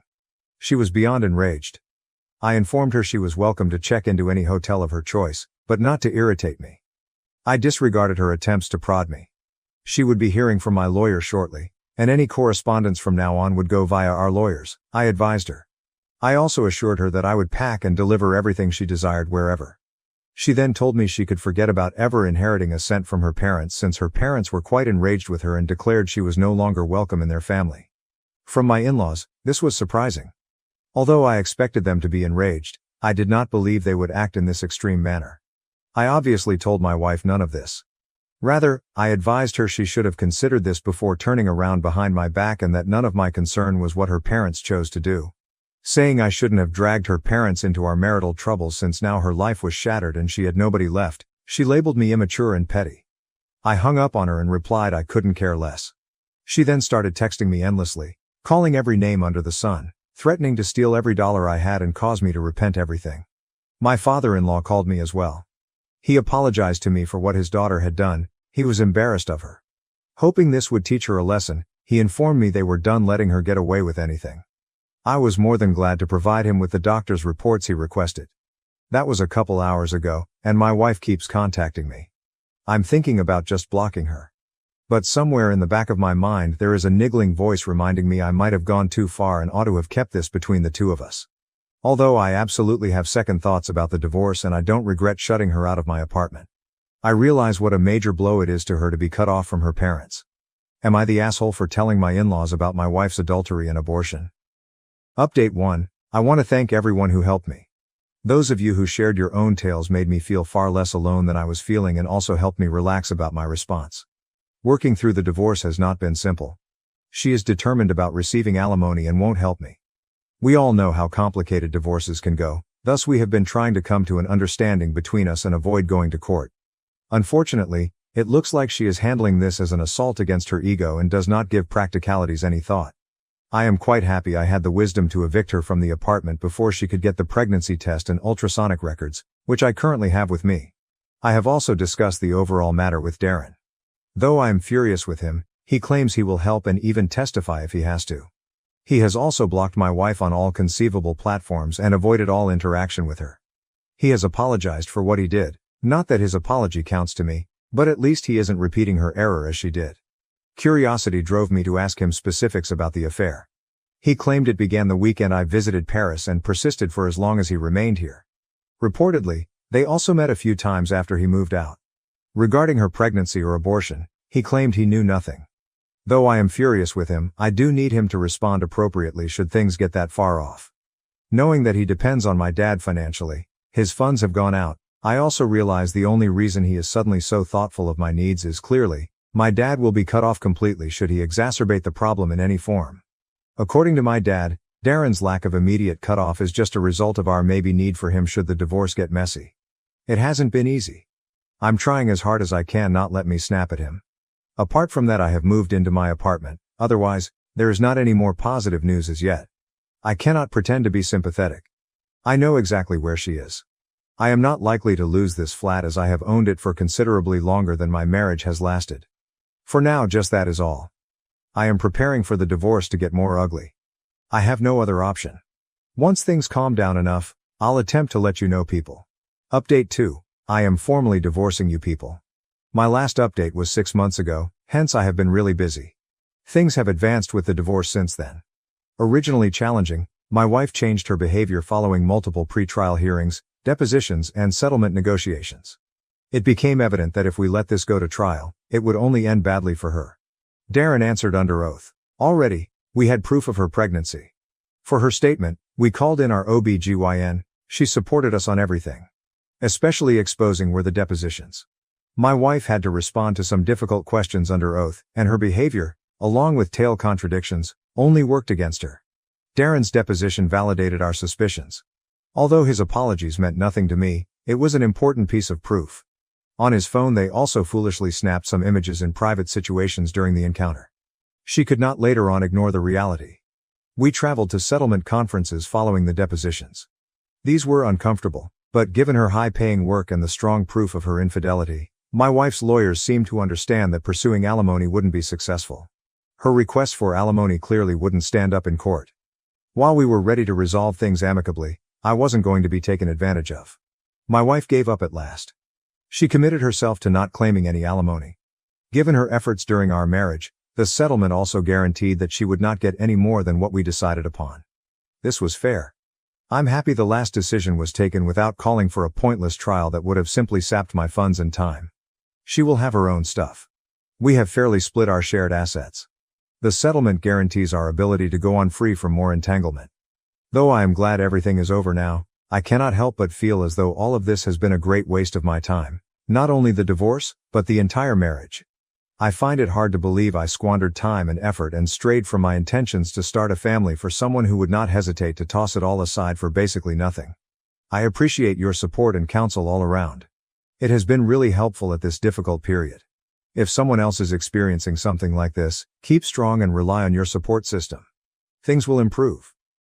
Update 3. Although I'm not sure whether anyone is still interested, I wrote in this subreddit at the start of the year and it has been a few months since my last update. I heard from my dad a few hours ago. Not expecting much, I picked up and was genuinely perplexed about how to respond when he told me. Darren and my ex-wife apparently are seeing one other once more. I hadn't heard from any of them and didn't realize Darren came to the city after finding employment here. I suppose it was sufficient to reignite their love and she apparently forgot all the slights she had aimed at him during the divorce. I get turned off. I feel duped in that someone made a fool of me. According to my dad, he has made it abundantly evident to Darren and my stepmother that he wants nothing to do with him going forward. At least, having my old dad by my side feels great. Still, that is that. I don't think I will have any more updates for you folks as I hope I won't hear anything about this anymore. My mother's fiancé stole my $7,000 college savings, and my family used my dad's inheritance without telling me. My grandparents on my mother's side are making me a lot of hate after my mother and her fiancé were detained. I had good cause to call the cops on them, hence this happened. My mother and I never got along, particularly given that my dad died 10 years ago. Right now I'm 17. In a few months I should be beginning college. I realized I would have to work for myself and create my own plans since, sadly, I knew my mother would never have any money saved away for me. I started working at 14 years old. After school, I would work part-time. For 4 years, I had been saving to have at least some money left aside. I would also save it as I usually get cash from my relatives on my birthdays as presents and occasionally on holidays. I was really glad to have almost $7,000 saved thus far. Of course, it was all in cash, and I kept it carefully stashed in a small wooden box my father had fashioned for me in a little nook of my cupboard. My mother never let me open a bank account, hence that was out of the question as I never had one. I never told my mother or anybody else about the money, hence I'm not sure how anyone came upon it. Still, a few days ago I discovered the box was absolutely empty. When I approached my mother about it, she informed me her fiancé had taken the money to put toward his new property. Finding out what had transpired sent me totally insane. My mom and her fiancé were on one side of the great argument raging in the home while I was on another. Ultimately though, I am just 17 and they are in power right now, so I had to compromise. This was my life, Hence the only thing I could do was walk up to my room, shut myself in, and spend hours crying as I would have to start over yet once more. Before college, I wasn't even sure if I could save enough money for anything. I felt so demoralized and totally lost. That day I formed my mental picture. Since it cannot go unpacked, I was planning to exact revenge on them. Though it was a really large choice, fortunately I was able to extract revenge exactly 3 days later. They have now been arrested and are paying for the crime they did. My sole issue with this whole situation is that my always on my side grandparents are now against me and it just doesn't make sense anymore. For the past 2 years, my mother's fiancé, I'll call him Rob, has been in my life. I have despised every single second of it since he is simply among the most horrible persons I have ever known. I would even consider him to be abusive. Clearly vocally and emotionally rather than physically. Usually my mother takes the most of it, but sometimes he loses his patience with me too and says anything that comes to mind. He curses me out, tries his very best to make me cry like my mother, and becomes even more enraged when he discovers I don't care. This causes him to lose even more control of his tongue and what he says. My mother never bothers to defend me. After my dad went away, my mother did not date anyone for the first couple of years. Then she met Rob later. He was polite and reasonable for the first few months, but he began displaying his actual colors after their first major argument. 6 months into their marriage, he had moved in with us and begun controlling my mother. He could hardly hang on any work and was a deadbeat, no-good imbecile. Contextually, he is in his mid to late 30s and still depends on his parents for money sometimes since he has utterly poor financial sense and wastes more money than he makes. He borrows money from his parents when he is battling with my mother. When he's not, he's comfortable enough leeching off her. The unfortunate thing is that my mother is not quite rich. She brings home a reasonable amount but not enough to maintain Rob's ostentatious lifestyle. She is a floor supervisor at our neighborhood grocery. Still, I never let it start to trouble me. I always aim to be as self-sufficient as I can.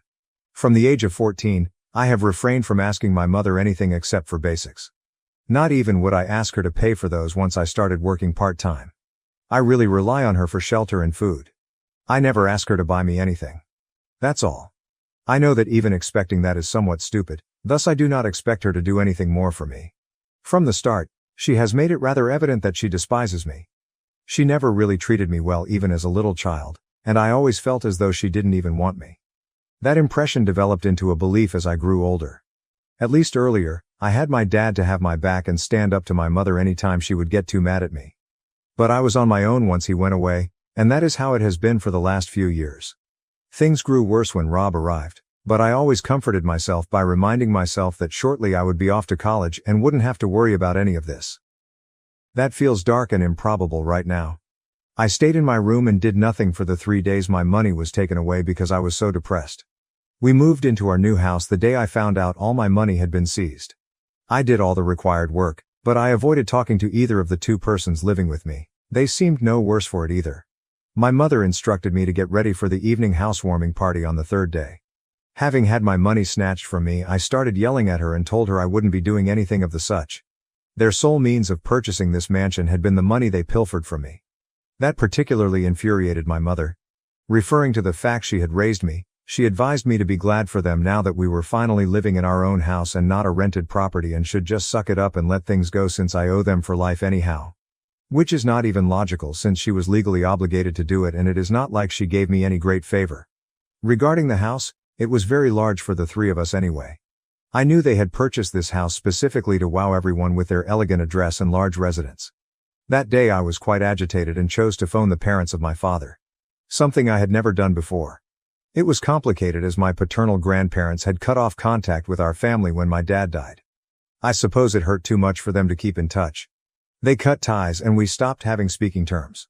I'm not sure why, but I still had their numbers, so as a last resort I chose to phone them since my mother's grandparents, with whom I had a stronger relationship, were really somewhat neutral in this regard. I told my mother's parents about the day my money was taken, expecting they would speak with her and assist in resolving things for me. On the plus side, we would at last have a place of our own and wouldn't have to worry about rent. They just stated they were delighted my mother could purchase a new house. They advised me to hunt the silver lining. Their response seemed strange to me since, up to now, they had always understood me. Though they would silently support me, they never challenged my mother. This time was different and I couldn't make sense of it. I avoided them once more since I was also furious with them. That same day, When my mother advised me to swallow it, I made contact with my paternal grandparents in search of a different answer, one that may provide some future hope. It was only a gut feeling. Luckily, they answered the call, and I told them everything right away. I said I knew they were hurt and didn't want to keep in touch, but because this was an emergency and I thought my dad would have wanted them to help me should he still be alive. I told them my mother had grabbed all of my savings, which I had been saving for over a few years to cover college. I suddenly had no idea whether that was even possible anymore. After listening to me, my grandfather started something that baffled me. He informed me that evidently my dad left a college fund for me, so he didn't know why I had to save money separately. That news surprised me as my mother had never mentioned a college fund and I never asked her since I figured she hadn't saved any money for me.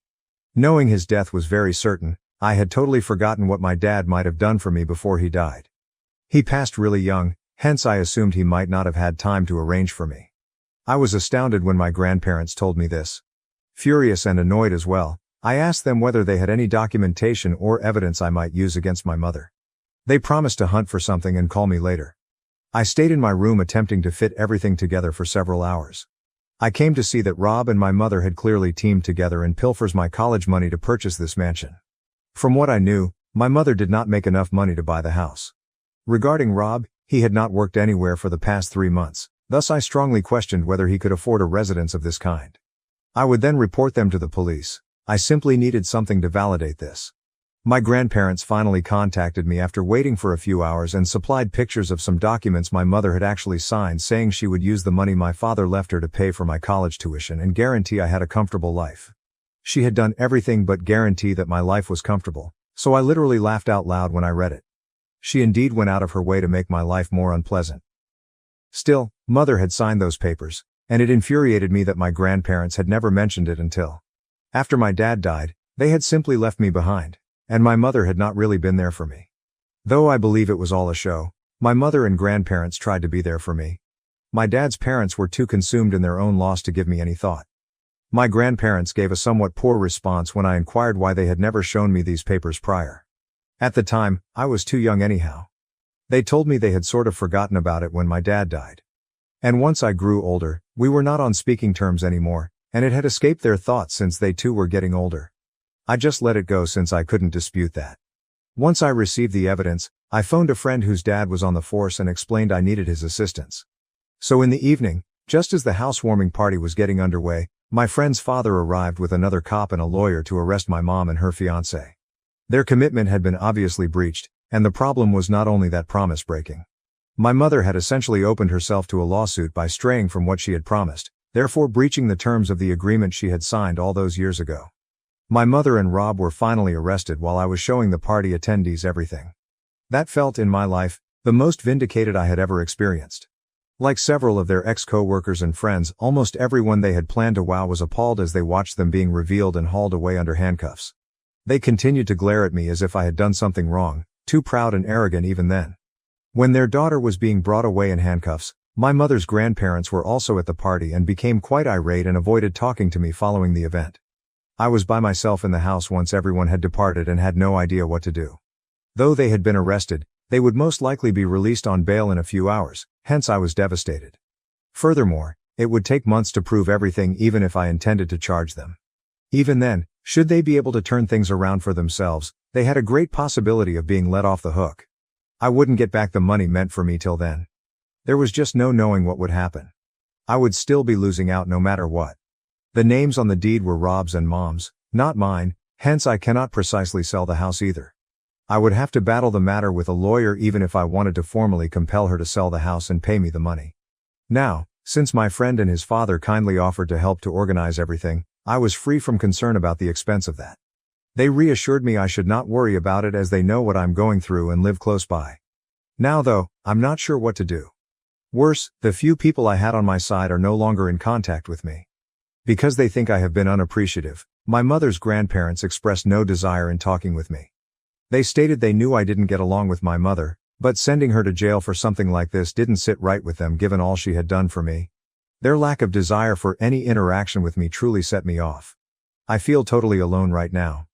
Although right now I may have defeated Rob and my mother, over time I feel like I have lost far more. I simply feel very powerless right now and am not sure what to do. Am I the asshole for having my mother and her fiancé jailed for pilfering my cash to cover their new property purchase? Update 1. Hi there, out of the house Rob and my mother bought. I have moved. I reported them to the police 1 week ago, hence this is why. They were let go after 48 hours of custody and returned home. I opted to depart right away upon learning they would be returning as I wanted no confrontation. I stepped out when they came in as I had already packed my belongings. Though I didn't want to interact with them, they urged me to stop and chat. I left just as fast as I could. Having previously phoned a taxi, I got in and proceeded straight to my friend's house, where I have spent the past 3 days. For record's sake, this is the same friend whose dad assisted with the lawyer and arrest. Now the lawyer, the father of my friend, and I are collaborating daily to find out how to finish things up as fast as feasible. I am somewhat desperate at this moment, thus I am ready to get to a compromise. In a few days we have scheduled a meeting for their attorney, them, and a court-appointed mediator. The negotiations will show how things go. Should they reject my terms, we will have to bring this before court, which could take some time. Though I want it to be fair, I am trying my best to reach a resolution. I want the money I need to complete my schooling. For now, my friend's father has informed me I should expect financial aid from them. But, I am reluctant to take financial support from anyone else since it seems odd.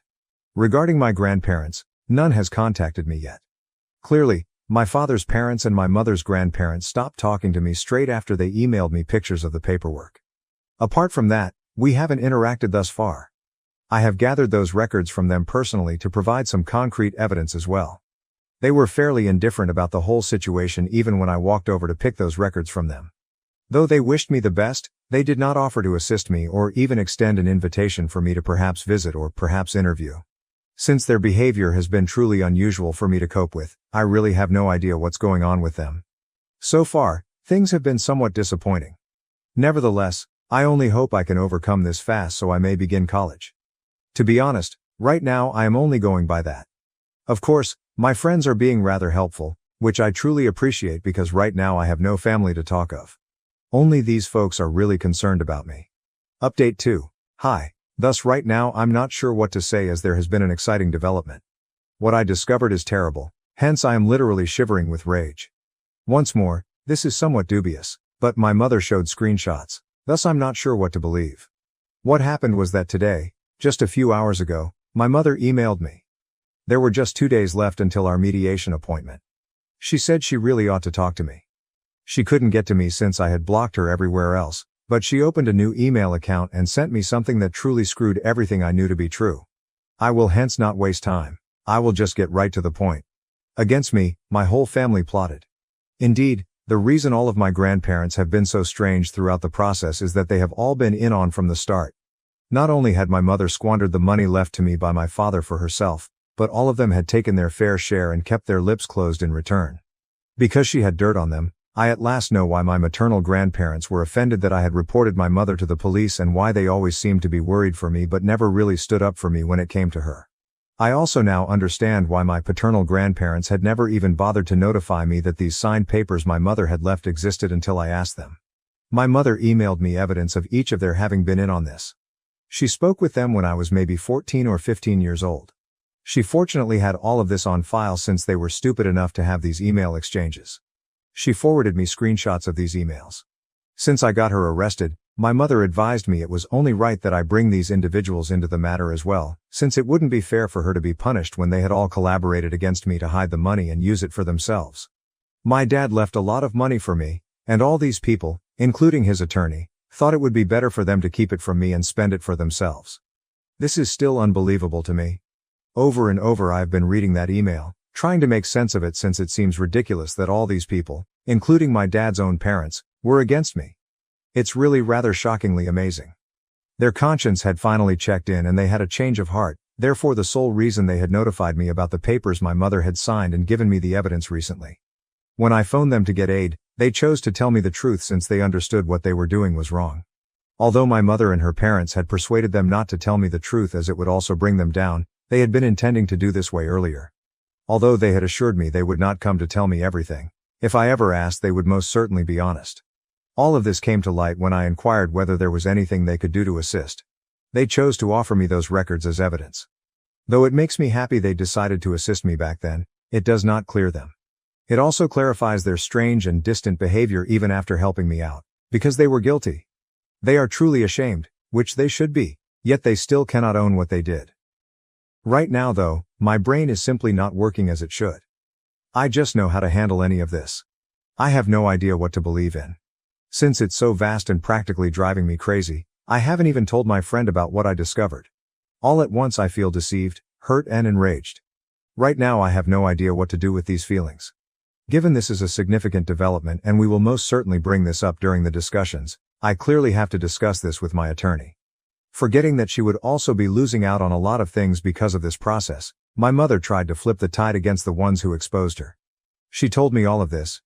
And I'm happy she did, as I believe I should have known that other than a small number of people, nobody has my back on this planet.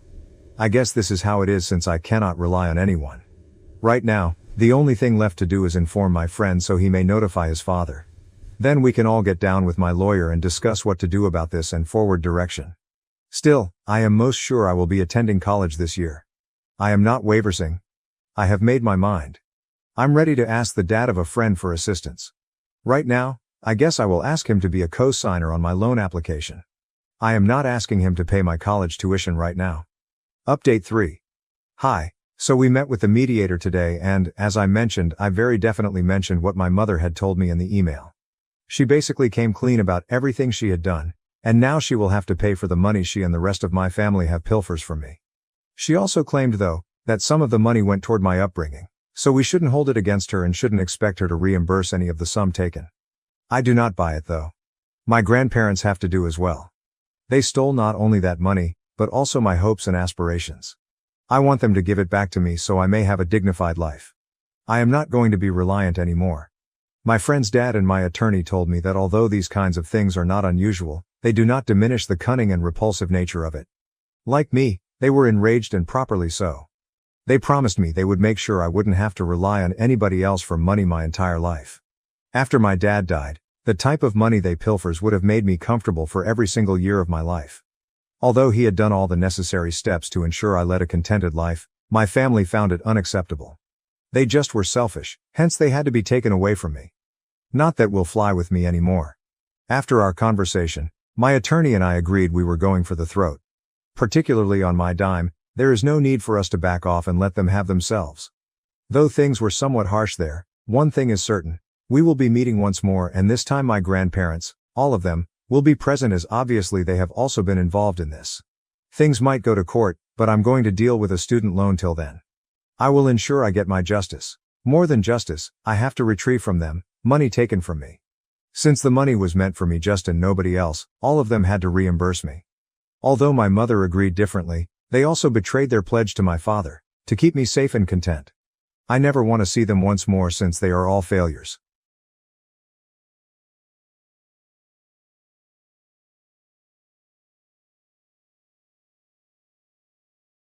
I'm 30F, wed to Brian, 32M, a really great man. At least until lately, our 7 years together have been peaceful. We have been married for 5 and life has been lovely. My family has always been somewhat complicated. When I was 10 years old, my parents split. My mother fled and since then we have not spoken at all. When I was 15, my dad, 55M, drew Diane, 50F. She entered the family with her 28F daughter Melissa. Mostly since Melissa was constantly envious of me, we were never close. She simply made matters worse as she disliked my wonderful relationship with my dad, who has always preferred me. Melissa has always shown a little entitlement and spoiling. Diane cuddles her. She has always sided with Melissa no matter how often there has been dispute or argument. Although my dad attempts to remain impartial, it is clear he is closer to me and has caused many issues over the years. Melissa appears to be carrying this chip on her shoulder on the way our dad treats us differently. To complicate matters, Diane and my dad's son Peter, 14M, is my half-brother. Though the family relationships are equally complex, he is a wonderful child. Though Melissa is an adult now and should be able to manage things better, her dad loves him too and Melissa always feels that she has been pushed to the side. Still, I am a successful business owner, which has simply accentuated the distance separating Melissa from me. She has always been jealous of my connection with our dad and my job. She is a low-level marketing assistant who regularly laments how unfair life is, how she does not have the same chances, etc. I have tried to be encouraging, but it is difficult when she is constantly negative and seeks means of dragging me down. She recently began dating James, 35M, a decent-looking man, but now I'm doubting everything. Even from our early years, Melissa and I never truly got along. Though I suppose it's not unusual for step-siblings to experience some conflict, ours felt to be on a different level. Melissa obviously objected to me from the beginning because of the relationship I had with our dad. She always considered me as competition, hence it was aggravating as I actually wanted a sisterly relationship with her. But it became abundantly evident over time that this was not going to happen. The favoritism of my dad proved unhelpful. He has never hesitated to share with anyone who would listen. He has always been pleased with my successes. Melissa, on the other hand, seemed to be more of a letdown in his eyes, which widened our gulf. Every time something went wrong in her life, she would find a way to point the finger at me or say I had it simpler since our dad loved me more. To be very honest, it was draining. And Diane? No matter what, Melissa's constant cheerleader has been her. Diane would defend Melissa even if she obviously made mistakes. Diane and my dad have had a lot of conflict as well, but he has never been one to squarely face it. To my annoyance, he simply aims to maintain peace, which sometimes means allowing things to lapse. Melissa's jealousy evolved over years into something more poisonous. She usually attempts to minimize my achievements as she has never been happy about any of them. She hardly noticed it when I married Brian and focused entirely on how unfair it was and how alone she was. She laughed at my company when I first started it, stating I only got where I am due to our dad's support. She seems unable to accept my success or happiness, which makes any type of meaningful connection unattainable for us. Notwithstanding all this, I have attempted to keep the peace. I try to include her in activities, hoping it would strengthen our relationship. I do not go out of my way to rub her triumphs in her face. Still, it's never enough. She finds a means to turn whatever I do into something negative no matter what. Since I desire things could be different, it's draining and truly upsetting. My battle with infertility has been among the most agonizing events in my life. Brian and I resolved 3 years ago that we were ready to begin a family. Though our enthusiasm and optimism were high, things didn't go as expected. We visited a reproductive doctor following a year of trying without success, and there we received the news that I have a disorder severely impairing spontaneous conception. Nothing worked, medications, therapies, even IVF that we tried. Every failed effort felt like a kick to the belly and severely affected both of us emotionally. Particularly since we had always imagined a large family, we were heartbroken. Our relationship has suffered much from it. There were times when I felt totally hopeless and the tension and disappointment were intolerable. Melissa's family is among those who know about our hardships. They were all really encouraging. Though he has never been very good with emotional matters, my dad attempted to be there for me in his own manner. Diane offered to assist with all we needed and was more involved. Melissa first appeared to be empathetic, but that was fleeting. She began making tiny digs and remarks with great depth not long ago. She once asked me casually how fortunate I was to be able to concentrate on my profession free from child responsibility. Especially from someone who understood how much I wanted to be a mother, it burned so badly. She seemed to be enjoying my suffering, which more than I could express hurts. Dealing with infertility is difficult enough without someone in your own family rubbing slaves in the wound. Almost as if she were mocking me, Melissa would also mention her own aspirations for children one day. She would discuss how simple she would find it when the time came. How she would have no trouble getting pregnant, and how she was in no hurry as she had all the time in the world. Knowing what I was going through, I couldn't understand why she would say such things. Which were terrible. To be honest, Melissa has always been rather the drama queen. She is single, a low-level marketing assistant, and she regularly grumbles about how her life has not turned out the way she intended. She has always been the kind of person that seeks attention, even if it means blatantly falsifying stories or exaggerating to get it.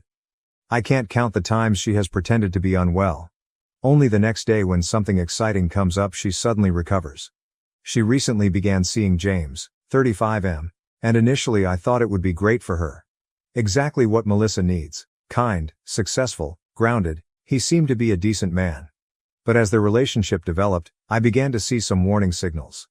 Melissa has been pushing James to relocate more quickly than he is comfortable with. First of all, given her past of wanting things for the wrong reasons, her discussion of marriage and children after just a few months of dating seems a tad hurried. Melissa has always had a great need to stay up with me, more like to surpass me. She seems to be unhappy only until she feels as though she is one-upping me in some form. Whether it's with our professions, our relationships, or now considering a family, I have seen it time and time again. It's draining. At one point I'm not sure what more I could do to maintain calm. She has also been known to embellish events seeking compassion. She would make up stories about how harsh her professors were or pretend to have injuries to get out of gym class when she was younger. It's always something, and today it looks like that behavior has persisted into her adult life. She talks endlessly about how demanding her work is, how she feels underappreciated, and how everyone is out to get her. Particularly when you know someone is not being really honest, it can be difficult to sympathize with someone who is constantly acting the victim. James strikes me as a fine man, but I worry about him becoming sucked into Melissa's web. Unlike us, he doesn't know her, hence I worry he could not see the warning signals until it's too late. Still, I'm not very inclined to meddle at the same time. I simply hope things don't spiral out of hand for Melissa's sake as much as for his. Imagine yourself last weekend, fast forward. Celebrating our 5th wedding anniversary, Brian and I also had an opportunity to let others know my company is growing. We agreed to have a large dinner party inviting close relatives, friends, and some business contacts. Particularly considering all Brian and I have gone through lately, I wanted tonight to be memorable. I spent weeks organizing every element, selecting the ideal cuisine, contracting a professional catering company, and even installing some subdued CCTV cameras for security needs. We just had a couple break-ins in the area, hence I wanted not to take any chances. Everything was supposed to be flawless, and I was eager to tell everyone we know our great news. My parents, Diane, Melissa, Peter, and a handful of our closest friends and business colleagues were on the guest list. Given our past, I was a little dubious about inviting Melissa, but I decided it was the proper thing to do. Moreover, I considered perhaps this would be a chance for us to at last get along, even for one evening. The day the party was scheduled arrived, and I wanted things to go without a hitch so everyone might enjoy themselves. Together, Brian and I checked to ensure every element was flawless. The caterers came early, and we laid a lovely table including candles and flowers. I even bought some pricey wine knowing our visitors would enjoy it. Everyone arriving felt as though all the effort had paid off. Starting with champagne and appetizers, we kicked things off and generally everyone seemed to be having fun. Melissa was also being quite friendly, which I interpreted as encouraging. Thinking perhaps, just maybe, things were looking good, I began to unwind and really appreciate the evening. Until dessert, everything was running perfectly. The caterers presented a beautiful cake, and we were about to make our major business expansion news when Melissa abruptly got up.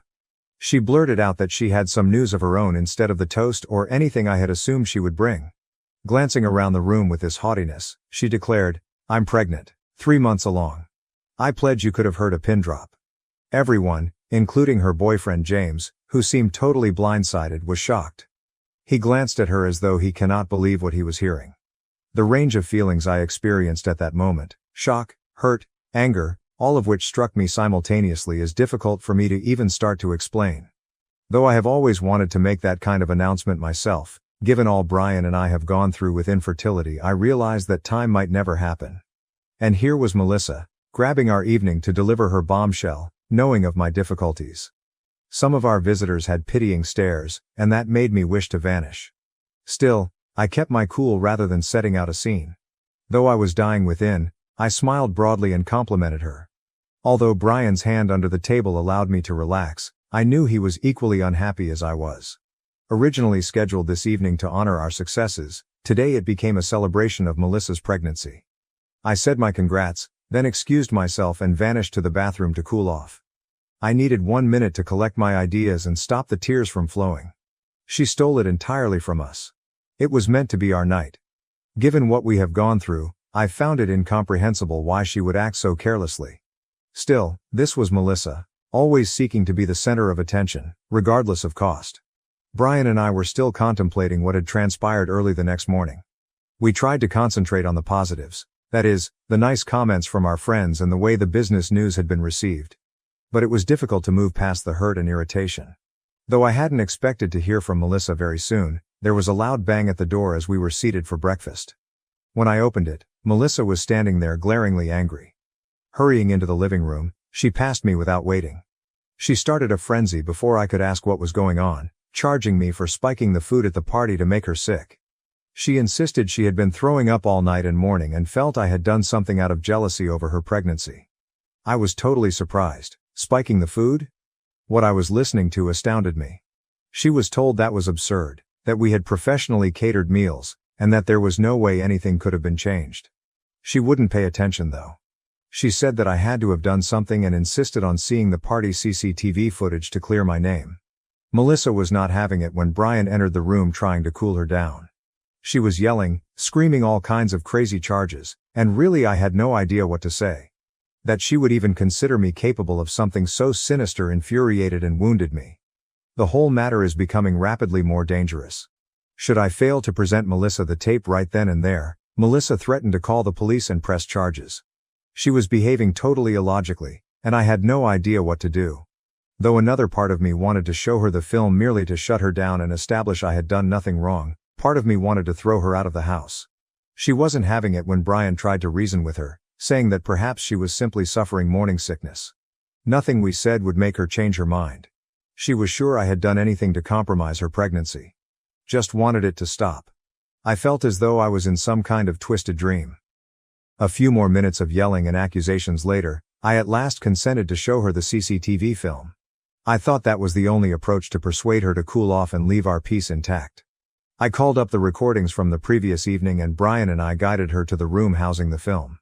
I kept looking at Melissa as we watched the video, expecting for her to see how ludicrous her charges were. The film captured everything: guests arriving, supper being presented and everyone having fun. Nothing out of the usual, no odd behavior, and most definitely no proof I had touched the food. Melissa doubled down nevertheless, instead of retreating. She began dissecting every minute detail in the video, alleging that certain attendees appeared uneasy or that perhaps the caterers had done at my request was wrong. She was clearly not going to let this go. She was grabbing at straws. She then turned to me out of nowhere and declared, if I didn't confess to what I'd done, she would take this to the next level. She was discussing urgent charges, visiting law enforcement and even suing me for what she claimed to have been an attempt to damage her unborn child. Never had I seen her like this before. So enraged, so resolved to have me the villain in her narrative. When Brian tried to step in once more, implying that Melissa might be simply overwhelmed with all that was happening in her life, she was not having it. She was dead focused on having me pay for something I had not even done. I didn't understand why she seemed to be on a mission to ruin me. I became stuck. She would assume I was hiding something if I hadn't shown her the footage, but even with it, she wasn't happy. I had no idea what else I could do to prove my innocence, and the idea of her dragging this out in front of courts or the police horrified me. I simply wanted the whole thing to stop. I was totally lost. I'm thus left wondering, Reddit, how I should address this. Should I keep trying to reason with Melissa, or should I enable her to forward with her threats and handle the consequences? All of this baffles and hurts me greatly. I have no idea what to do. Update 1. Hey Reddit, thanks for the guidance and encouragement. Things have turned wild, and I have to tell what happened next. I chose to attentively check the CCTV footage following Melissa's tantrum to be sure I had not missed anything. Though I expected nothing, I was driven to clear my name and put this entire disaster behind me. Something struck my eye as I was viewing the footage. James, Melissa's boyfriend, stood close to the drink table during the party. It was delicate, but when Melissa turned away, I saw him slide something into her drink. What the fuck was happening? Several times I watched the video to be sure I wasn't seeing things, but it was obvious. James had clearly placed something in her drink. I started to shock. What had he done? Explain why. Though I knew I had to face him about it, I also realized this would cause even more upheaval. I requested James to visit when I phoned him. Though he sounded tense, he agreed. I wasted no time when he got here. Showing him the video, I insisted on an explanation. At first he tried to deny it. But when he realized there was no going around it, he finally admitted. James owned up to having tainted Melissa's drink with Plan B. She had been pressuring him to have a baby, he said, and he wasn't ready for that kind of dedication. Melissa reportedly had been lying to him about using birth control and he freaked out upon learning of it. In a flash of fear, he dropped the pill into her drink, trying to stop the pregnancy without facing her squarely. I said nothing at all. Her boyfriend drugged her to stop her from becoming pregnant. For actual? James confessed, and I had no idea what to do going forward. Furious, outraged, and even a little afraid of what this would imply for all the people involved. Though I knew it would destroy Melissa, I realized I couldn't keep this to myself. She deserved the truth. I urged Melissa to come over when I phoned her. She was still furious when she got there, most likely anticipating another argument about the meal. But her face went white when I told her what James had done. She first just stared shocked at me without saying anything. She first tried to dispute it, claiming I must have somehow edited the recording, when I showed her the video. But the data was clearly there, and finally she had to confront reality. She moved from denial to rage when it sank her at last. She began yelling at James, calling him every name found in a book. She was tossing stuff and blaming him for destroying her life, so it was a full-fledged tantrum. Then in the middle of her tirade, she blurted out something even more startling. She acknowledged her lying about her pregnancy. Fearful James was about to leave, she claimed she made up the pregnancy to try to trap him back into her house. She reasoned that he would have to commit totally if he thought she was expecting his child. I stood absolutely stunned. Here I was believing she was really pregnant and that she had told me at my party out of some sick craving for attention, but it was all a lie, a hopeless, pitiful attempt to control James. And now her lie had exploded in front of her in the worst conceivable manner. Then Melissa turned on me and started accusing me of destroying everything. She said she could have maintained the lie and things would have been better if I hadn't shown her the video. It still astounded me. Even after all she had done, she was still working to twist events to make me the bad guy. My dad and Diane arrived in the thick of this turmoil as if things couldn't get bad. Melissa apparently had called them on her way over, screaming about how I was out to get her, so they came over to cool things up. Still, they strolled in exactly as Melissa was heading off on James. Things were anarchy. Diane launched Melissa's defense right away, asking what I had done to irritate her daughter. Diane would not hear me trying to explain everything. James spiking the drink. Melissa lying about the pregnancy. Saying I had always been jealous and was only searching for a means to destroy Melissa's life. She accused me of setting her up. My dad, on the other hand, first said nothing. After seeing the tape and listening to James, he turned to Melissa with an expression I had never seen before. Not even does disappointment start to cover it. She had done, lying about something as significant as a pregnancy, controlling everyone around her, and then turning on me for revealing the truth, something he couldn't believe. My dad backed me in a dispute with Melissa for the first time. He advised her to accept accountability for her behavior as what she did was unacceptable. Of course, Melissa did not respond particularly well. She began to cry, claiming that she is always the one blamed while I am treated like the golden kid and that no one else ever supports her. Diane took great offense at my dad for not standing up for Melissa.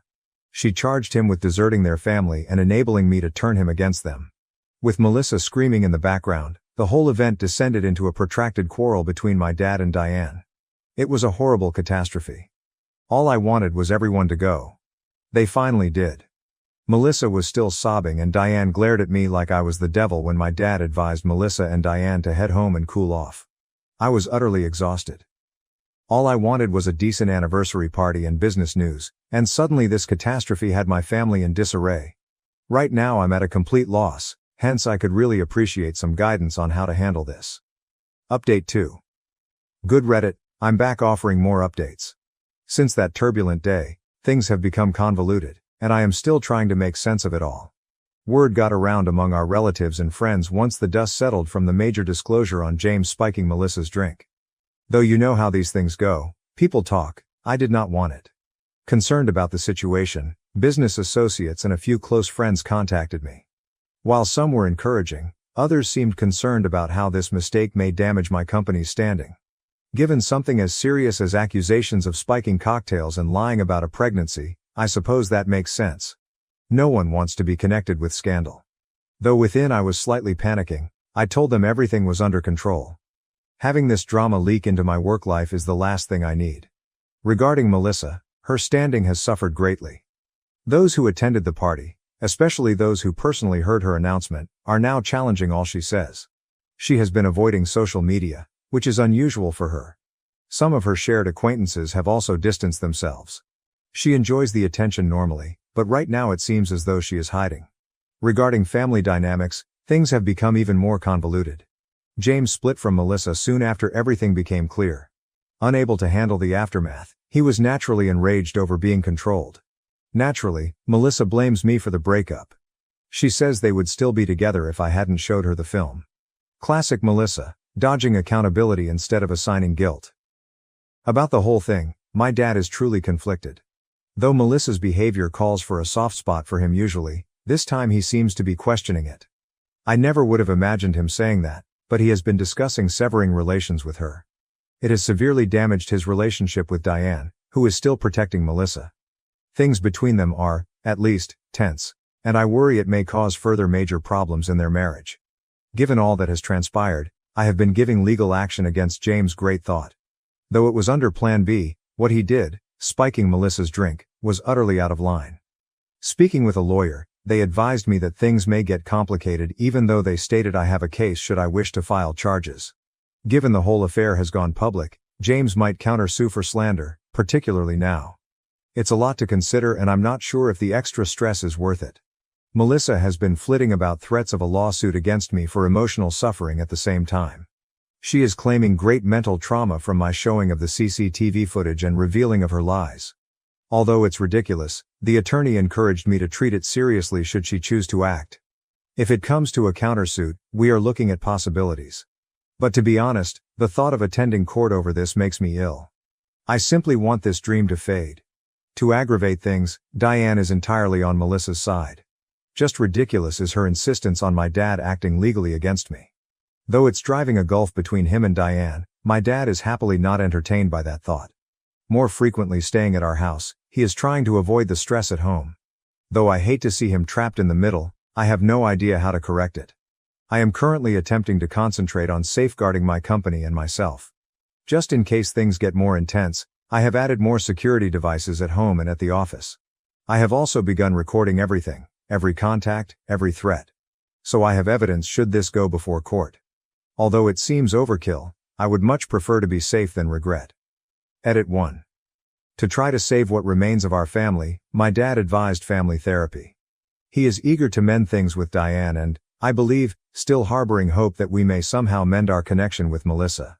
Though I realized how much the concept meant to him, I wasn't excited about it. I consented nevertheless. Diane grudgingly consented as well, although Melissa first flatly objected. She finally agreed to one session, simply to hear everyone out, after some persuasion though. The session turned out clearly as a fiasco. The therapist tried to mediate, but Melissa was antagonistic from the time we arrived. She spent much of the time portraying the victim, blaming me for destroying her life and asserting that I had always been envious of her. She maintained that James and her would be happy and planning their future together if I hadn't intervened. It was all about how I had exposed her and about how unfair it was that she was the one suffering as a result. Diane was not improved either. She blamed me for boiling the pot and generating all this turmoil, shielding Melissa at every turn. She even had the gall to advise me to have handled things privately and kept silent about the CCTV evidence to spare Melissa from humiliation. What I was hearing astounded me. I was supposed to simply let Melissa carry on with her lies and manipulation to keep the peace. Although my dad attempted to be impartial, he once lost his cool. Melissa was advised by him to own her behavior and cease attributing her troubles to others. Diane interpreted that as a betrayal, and the two of them descended into a shouting war. The therapist sought control, but it was too late. Melissa bolted, screaming that she was done with all of us, and Diane trailed her out. My dad was seated there looking disappointed at the end of the session. He said he didn't know what else to do and that perhaps it was time to realize things wouldn't get better. He apologized to me. Seeing him so distraught broke my heart and made me understand that this could be beyond save. For Melissa, things have only gotten worse following the catastrophic therapy session. She lost her job, according to what I heard via common friends. She seems to have had unpredictable behavior, missing work or arriving late. At last her manager had enough and let her leave. Though I'm not surprised, it is nevertheless depressing to see her descend this way. She has also been disseminating online rumors about me. She has been tweeting accusing me of ruining her life and turning our family against her. She even made ludicrous hints suggesting I edited the footage to make James seem bad. Although most people who know the whole truth are not purchasing it, some seem to be devouring it. It hurts, and it makes me wonder whether I should have kept things private even though I know that would have only served to hasten the unavoidable. My dad is bordering on insane with concern. Melissa has not responded when he tried getting in touch. Naturally upset with him for not supporting Melissa more, Diane blames him for driving her away. Their marriage might not survive this. Things between them are precariously hanging. Diane's hard set against my dad's even talking about stopping Melissa's financial support, expecting it will drive her to get her life together. I am at the very end of it. Though it's not that easy, I have thought about totally severing relations to Melissa. She is still family, and despite all, I find myself thinking about her always. I cannot, however, continue to let her pull everyone else down. I have begun researching legal choices to guard against the falsehoods she is disseminating online. Though my attorney is counseled to write a cease and desist letter, I am unsure. Though I can't allow her to keep lying about me, I also don't want to let things get much more escalated. Update 3. 6 months later. Hey Reddit. After everything fell apart 6 months ago, I at last have some excellent news to report. Following all the tension, turmoil, and emotional roller coasters, something wonderful happened. I discovered I'm pregnant. And it occurred organically, against all chances, not through IVF or any other procedure. Though Brian and I are over the moon, given everything that has transpired with Melissa, we have been careful about who we inform. We agreed to keep it under wraps until I reached into my second trimester. We at last had something to celebrate after years of heartache and disappointment, but concurrently we harbored an underlying anxiety about Melissa's reaction should she find out. Since the whole episode with James, she has been out of control.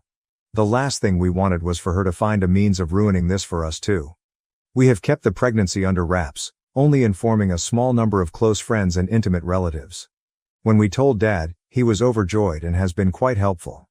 Diane, on the other hand, responded somewhat inconsistently. She seemed a little aloof as well as pleased for us. She still finds it difficult to deal with everything that transpired with Melissa, so it is influencing her attitude to my news. Though there is conflict, Brian and I are emphasizing the good. We have begun organizing the nursery and creating baby arrival plans. At last, being in this place after all we have gone through relieves us. Though I'm trying to be hopeful, I can't say the anxiety of anything going wrong has totally vanished. We knew it would be difficult as we neared the time to tell the rest of the family about the pregnancy. We made a conscious choice not to invite Melissa, even though we wanted to arrange a small private party with just our closest family members, my dad, Diane, Peter, and some friends. We felt leaving her out of it was safer and less taxing after all that had transpired. The day of the conference arrived and I felt both anxious and thrilled. After everyone had finished our modest supper, Brian and I got up to make our announcement. As I told everyone the news, my heart was pounding, but the response was just what we could have asked for. Peter was delighted at the prospect of being an uncle, while my dad was ecstatic and leaped to hug us both. Though I could see she was holding back a little, even Diane grinned and congratulated us despite her recent distancing. Diane inquired whether we had told Melissa, and there was a period of awkwardness following the initial enthusiasm. Everyone in the room was clearly tense waiting for my response. We hadn't told her yet, I said, and with everything that has transpired, we weren't sure how to approach it. Diane appeared torn while my dad nodded in comprehension. She pulled back, most likely thinking it wasn't the proper time, even though I wanted her to offer Melissa over. With everyone toasting to the new family addition, we ended the evening on a positive note. It seemed like a turning point, as though perhaps we were at last past all the drama and suffering. The news got out the following day. Although we hadn't yet put anything on social media, in our family word of mouth travels quickly. Not long after, I began receiving texts from friends and relatives all wishing well. I knew it was just a matter of time before Melissa found out, even as I was savoring the optimism and trying to keep focused on the happiness of the moment. Later on that evening, sure enough, my dad called. He seemed tense and mentioned Melissa had learned about the pregnancy through common connections. She was enraged, he said, outraged that we hadn't informed her straight and that she had to learn through someone else. He cautioned me that she might show up at our place. He was right. Melissa showed up at our house that very night, exactly as my dad had cautioned. As Brian and I were relaxing from the day and savoring a quiet moment together, we heard pounding on the front door. I recognized it even before I unlocked the door. Melissa looked angry, almost unhinged as I let her in. She launched her tirade without wasting any time. She stated it was obvious I was trying to eradicate her from the family and accused me of purposefully keeping her off the announcement. She continued on about how unjust it was, how she had gone through so much, and how I was rubbing my pregnancy in her face. She wasn't having any of it when I attempted to remain cool and explain that we had kept the pregnancy under wraps for a purpose and that we were going to inform her once we were ready. She persisted in saying that I had done this to pay her back off for what James had done. Sadly, she was essentially rewriting history to present herself as the victim, therefore painting a picture of nothing new. The exchange descended rapidly into a yelling match. As the baby's aunt, she insisted she had a right to be involved and asked to be a part of her life. But considering all that has happened, Brian and I had already decided to create some strict limits.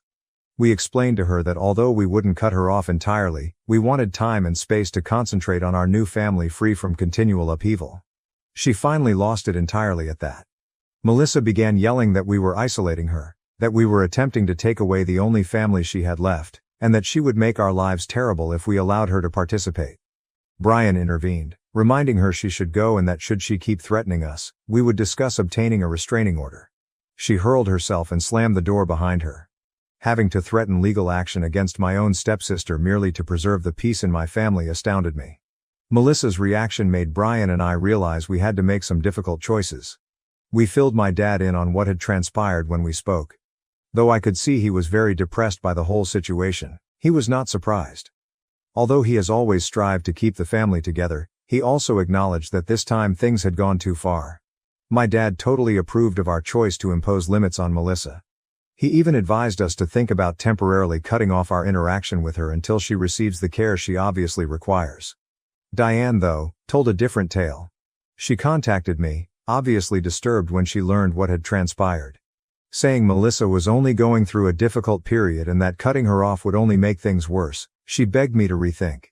Diane didn't seem to get my explanation, that we were merely establishing limits for our own sanity rather than cutting her off entirely. She insisted that families should stick together no matter what, but I believe she is in denial about the harm Melissa's behavior has caused. Ultimately, Brian and I agreed to carry out our strategy. Melissa is only involved in our life when absolutely required. We are keeping minimum touch with her. At our house, we have also added more security devices in case she attempts another wild pull-off. Though I wanted things to be, I have to give my expanding family's safety and well-being top priority. Regarding my dad and Diane, their relationship is now considerably more tense. My dad has been spending more time away from home, lodging with friends or visiting our house. Diane is still trying to keep everything together, but I can tell the tension is wearing her down as well. Though I'm not sure what will happen with them, I hope they can sort things out without totally separating themselves. Right now, I'm mostly concentrating on my pregnancy and getting ready for our baby to arrive. Though it's difficult when it feels like everything is precariously balanced, I'm trying to remain upbeat and keep the drama at a distance. I simply want to savor this period without thinking about the next family catastrophe just waiting around. Update 4. 1 year later. Hey Reddit. It's been a year since my previous update, and I'm glad life has turned around much needed. Few months back, Brian and I welcomed a healthy baby daughter into the world. Emily is absolutely flawless, we called her. Given all the tension I had during my pregnancy, it was great relief when the birth went well and Emily and I were both healthy. Brian has been a really outstanding parent. He is hands-on with everything from late-night feeds to diaper changes and utterly smitten with Emily. It has deepened our relationship even more, and I would most want to have him at my side. About the rest of the family, things have been challenging but under control. With the continuous drama involving Melissa and Diane, my dad has been a loving grandpa visiting our house practically daily to see Emily. Diane has been trying to be more involved, to her credit. She's been trying to be a good grandma, and I'm trying to meet her halfway to help to keep the peace even if there is still some friction between us. Turning now to Melissa's issue. Following the conflict a year ago, we stayed away as scheduled. Melissa first found it difficult. She kept snapping out on social media and made a few more attempts to get up unannounced. But some months ago something changed. Unbelievably, Diane persuaded Melissa to begin treatment. Though I had low expectations from it, Melissa seems to be at last making some development. My dad claims Melissa has been routinely attending treatment and has even begun to admit some of her prior actions. She contacted me a few weeks ago to really apologize rather than to assign blame or accusations. Though it was a brief note, it seemed honest. She said she was working on herself and realized she had been acting out of envy and hurt. She stated she hoped we might have a relationship eventually, even if it would take time, not asking for forgiveness. Though I was careful to reply, finally I responded briefly thanking her for getting in touch. I told her I'm willing to restore our connection, but it would have to be slow and under my terms. She has thus so far shown respect, more than I would have expected. Melissa seems to be doing well generally and also started a new career. She's not returning to her former self, but she is displaying maturity that I really never would have expected. Though still on guard, I am gently hopeful. Though I'm not ready to let her back into my life completely and trust won't be established overnight, I'm hoping this could be the beginning of something wonderful. I suppose that is it. I appreciate all of your support and counsel throughout the past year. Though it's been an unusual road, I'm glad to have somewhere to share it all. If something noteworthy occurs, I will keep you informed. But for now I'm simply looking forward to savoring life with my small family and seeing where the future leads us. My fiancé demanded I put his family first, even at the cost of my sister's health. Now I'm reconsidering everything. Original post, October 25, 2023. Throwaway as my work friends are on my main and they don't know this is going on. Also, it is obligatory that this is on mobile so spelling and grammar will be poor. This is a long one, but I'll try and keep it as short as possible. I, 28F, got engaged to my partner of 7 years Rob, 29M, in May. Both sides of our family were really happy about this and we had a big family meal 2 weeks after getting engaged. His brother lives 250 miles away and couldn't get here for that meal, so we decided to have a meal just for his family in late June when his brother would be back for the weekend. This weekend was arranged long before we got engaged, so he wasn't back just for the meal. Earlier this year my sister Kim, 32F, got a serious eye infection that very quickly turned into an ulcer, which scarred her cornea and left it at a high risk of a perforation. She needed a corneal graft, but her surgeon was away for 4 weeks, so she was going to have to wait until he got back to have it. However, her eye didn't hold and it perforated the day I was supposed to be going to the family meal with ours brother. Kim's wife was at work and had her phone turned off and our mom was away with our stepdad, so when Kim called me to let me know what was happening I knew she would be at the hospital on her own. I immediately talked to my boss and he let me go early so Kim wasn't on her own. I texted Rob to let him know what was going on and he texted me back to send Kim his love and to remind me about the meal that night. I ignored the comment about the meal as it was the last thing on my mind. Once I got to the hospital I was taken back into a room where Kim was, to be greeted by 3 doctors and 2 nurses rushing around trying to help Kim. I was then informed that she needed to have an emergency operation to have her eye glued or else she would lose it. The problem was that they didn't have a surgeon at that hospital that could do it and she needed to go to another hospital an hour and a half away. They asked if she would need transportation or if I could take her. I said I would take her. Once we got to the other hospital we were told that she would be having the operation at 5:30 p.m. I knew then that I wouldn't make dinner and text Rob to let him know. He flipped out and basically told me to leave Kim at the hospital and have her wife pick her up after the op was done. At this point I still hadn't been able to get a hold of Kim's wife. I told him that wasn't going to happen and that he was out of order to even ask me to do that. I then texted his mom and told her what was going on. She was really supportive and told me to stay with Kim and let her know how the op goes. A dinner can be rescheduled, Kim's health can't. I also spoke with his brother who was equally understanding. I stayed with Kim, her operation was a success and I got her back home about 9 p.m. Her wife had ordered some Chinese and offered me some, which I happily accepted as I hadn't eaten since lunch. With that I didn't get home till about 11 p.m. and Rob was already asleep. Rob was very short with me for days after and we ended up having a huge fight where he told me that I should have put his brother and family before Kim. He said he was embarrassed to go to the meal without me. I responded that I was embarrassed he thought I would put a meal before my sister's health. This led to another week of awkwardness between us before we finally sat down and we sorted it out. Or so I thought. 8 weeks ago Kim got her graft and so far everything is going really well with it. On Saturday his brother was here so we went out for dinner with his family. His family were all asking about how Kim was doing and I showed them a picture of the stitches in her eye. I thought that everything had gone really well until we got home and he got really angry saying that I shouldn't have brought up Kim's health issues and I shouldn't have shown them the picture. I argued that they'd asked about her and asked to see the picture. It ended with him telling me that I needed to put him and his family before Kim or else we weren't going to work. His family will come before mine once we are married so I should get used to it. I went upstairs and packed a bag. I'm now at my mom's house and he's been bombarding me with texts and calls since I left. I do love him, but I will never put his family above my own family's health. I feel like he's expecting me to spend every holiday with his family and put their wants above my family needs, which won't happen. I'm very close to my sister and my mom, that's not going to change.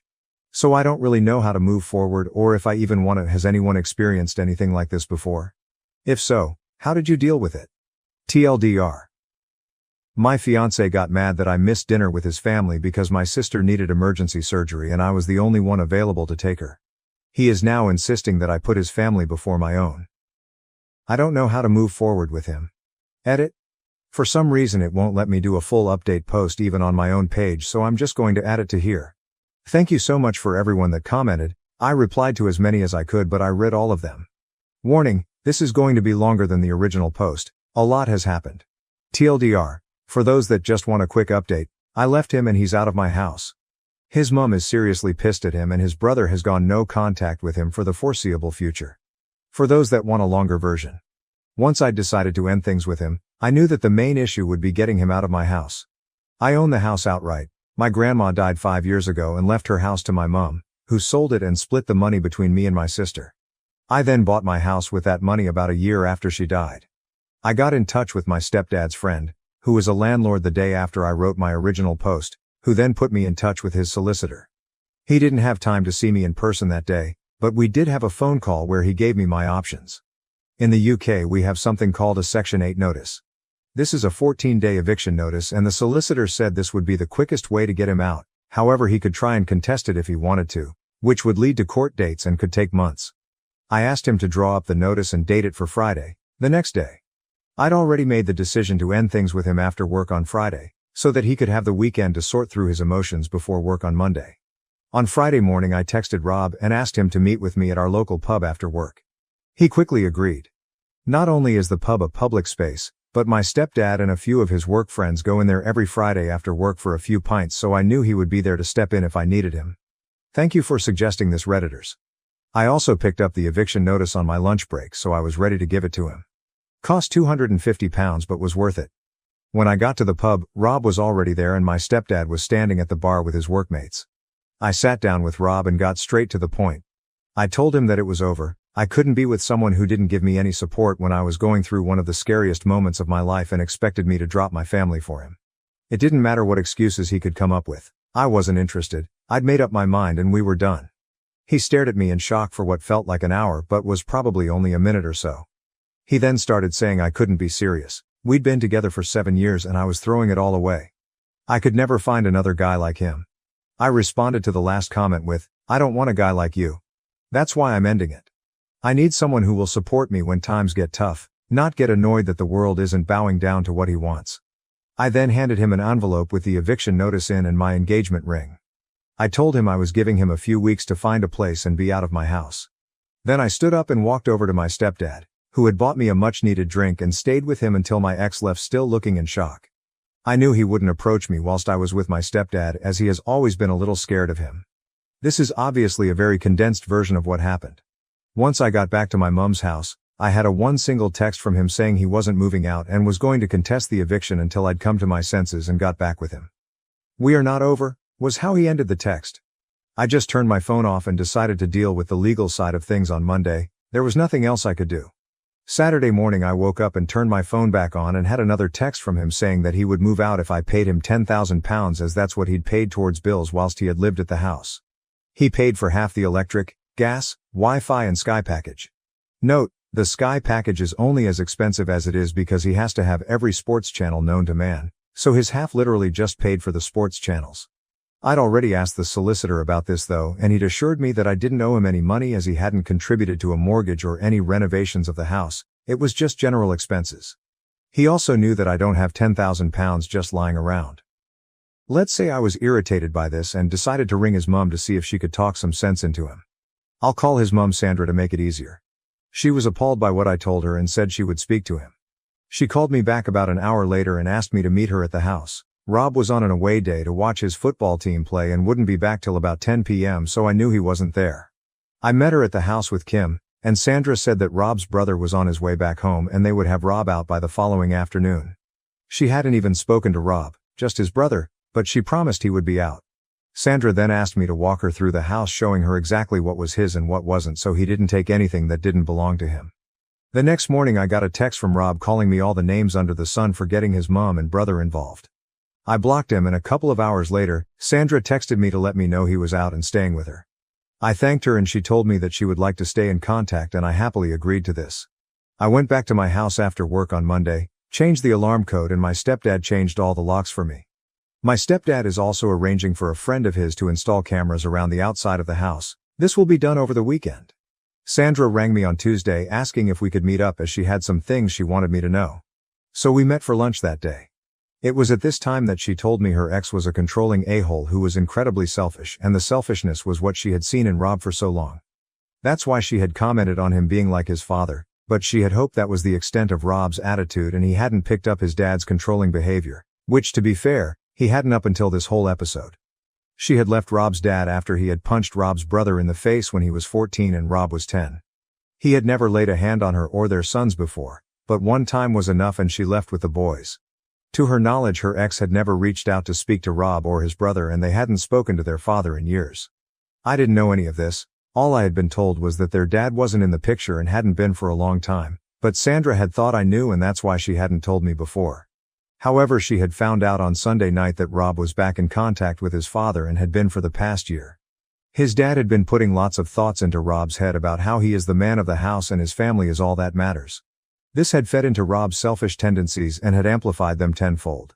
Sandra said that she had told him to find somewhere else to stay ASAP as she couldn't even look him in the face. Then Rob and his brother had a huge argument that ended with his brother telling him that as long as Rob is in touch with their dad, then he will have zero contact with him. Even going so far as to tell him to spend Christmas with their dad because Sandra is going to his house and Rob isn't welcome. When Sandra took Rob's brother's side in all this, Rob flew into a rage and said he would move in with his dad. He then left the house, but came back a couple of hours later looking like he'd been crying. Turns out that his dad doesn't want him living with him and basically said he could be on the streets for all he cares. He's not putting a roof over a grown man's head. Sandra thinks that Rob is now starting to realize everything he has lost due to him listening to his dad and has seen his dad's true colors. Sandra is incredibly disappointed in him, but he's her son, so she is trying to be there for him as best as she can. However, she still wants him out as she doesn't trust him anymore. His brother still won't have anything to do with him. She has also told him to stay the hell away from me as I don't need to be brought into this, and he has promised her that he will. Only time will tell if that's true, but I do have him blocked on everything, and if he turns up at the house I will just call the police to get rid of him. The more Sandra told me about what had been going on behind my back, the more resolute I became about wanting nothing to do with him. I never want to see him again, if I can help it. So all in all, Rob's life is a shit show, but as long as he stays away from me then I don't care. I've been spending a lot of time with my sister and her wife as well, and my mom and stepdad, which has been great. I've never really been close to my stepdad, but this has brought us a lot closer together, which has been one huge positive out of all this. I'm not exactly happy right now, but I'll get there. There's still a lot of feelings that I need to unpack, and it will take time to move on from this whole situation. I don't think I will be dating for a while. I need to really get over all this and don't want to dump this on anyone else right now. For all those asking how Kim is doing, she's doing great. Had a hospital appointment on Monday and her consultant said her eye is healing, in his words, marvelously. So that's a relief. Thank you to everyone that reached out to me. I hope there won't be any need to update this again, so this should be my final update. For telling my ex that it's not my fault that he's homeless. November 26, 2023. So I 28 have posted on relationship advice before about my now ex 29M. The post and update is in my profile. But basically my ex-fiancé wanted me to put his family before mine even at the cost of my sister's health. I ended up breaking up with him over it and he was forced to move in with his mom, who then found out that he had been in touch with his abusive dad who was twisting his view on how a relationship should work. Last I heard was that his mom was kicking him out as she would not have anyone in her house that was in contact with her ex, and that he had tried to go live with his dad, but his dad had refused. I was completely NC with him, so his mom was the one that had told me this. I'll call my ex Rob and ex-mom Sandra to make things easier. I hadn't heard from Rob in weeks, but yesterday he showed up at my house. I had the chain on my door so opened it with that still attached, no way would I let him in. He basically told me that he had nowhere to live. His mom isn't speaking to him and his dad won't put a roof over a grown man's head, his words not mine. He asked if I would take him back or at least let him live with me. No way in hell would I get back with him, and getting him out the first time only went easy because his mom stepped in to help. He had threatened to take me to court knowing that if he did it could take months to get him out, and then said he would only move if I gave him £10,000. I contacted his mom, who was furious about that, and she turned up with his brother and forced him out. I told him that there was zero possibility of him ever living with me again and that we were 100% over. He started shouting at me and calling me all sorts of names, so I threatened to call the police if he didn't leave and shut the door. I have cameras all over my house, so I caught everything he did and said on camera and saved it to a USB just in case. He then went crying to all our mutual friends and managed to get back to his mom. She called me and asked what happened. I told her, and she then informed me that she had put her house up for sale and was moving 300 miles away to be nearer her other son. She and Rob had a huge argument about this and she finally kicked him out. Since then he's been couch surfing, but with Christmas coming up, his friends aren't really happy with having him on their couches when they have kids and are meant to be enjoying the festive season. He's been kicked out of 3 friends' houses in 10 days. She told me I was right to refuse him, but I've since had other friends say that they feel sorry for them, and that I can just let him stay in my spare room until he's back on his feet. I then asked them to put him up, but they said they would but don't have room, and if they had a spare room like me then they would let him stay. My family and his are on my side, but I'm starting to doubt myself with what a couple of my friends have said. So Reddit, AITA? Edit. Just a quick edit as I'm going to bed. I've just spoken with the wife of one of Rob's friends and she's asked to meet me on my lunch break tomorrow. Apparently, Rob stayed with them for 2 nights before she kicked him out, and there's more going on than what I know of.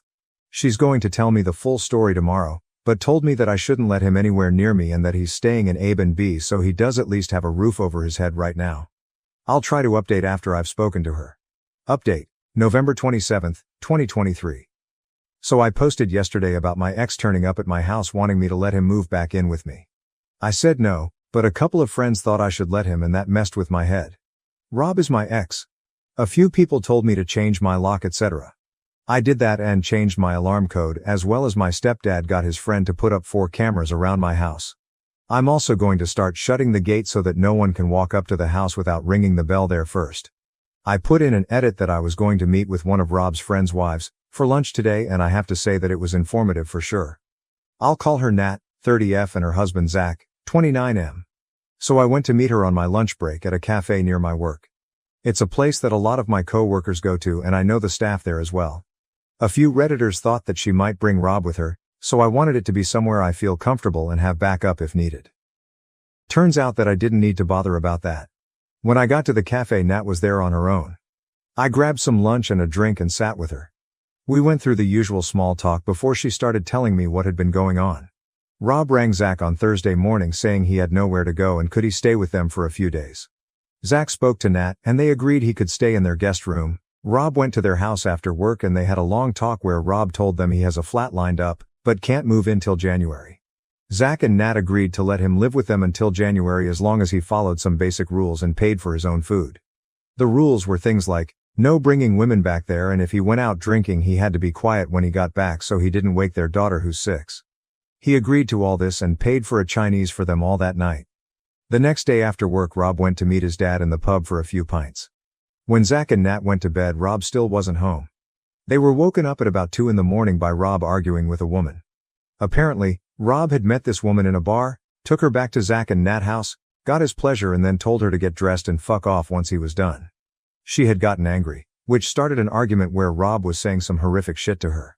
Nat took the woman downstairs and got her a taxi, while Zach stayed upstairs arguing with Rob. Once Nat had got rid of the woman she went back upstairs and tried to calm Zach and Rob down. At this point Rob decided to take out his frustrations on Nat, calling her a bitch and telling her to do something useful and make him a sandwich before bursting out laughing like he'd made the funniest joke ever.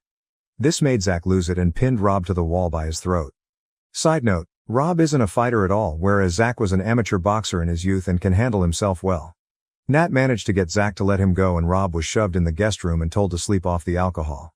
It's a miracle that Nat's daughter didn't wake up during this. The next morning Nat got their daughter ready and went to her mom's after telling Zach to get Rob out of their house.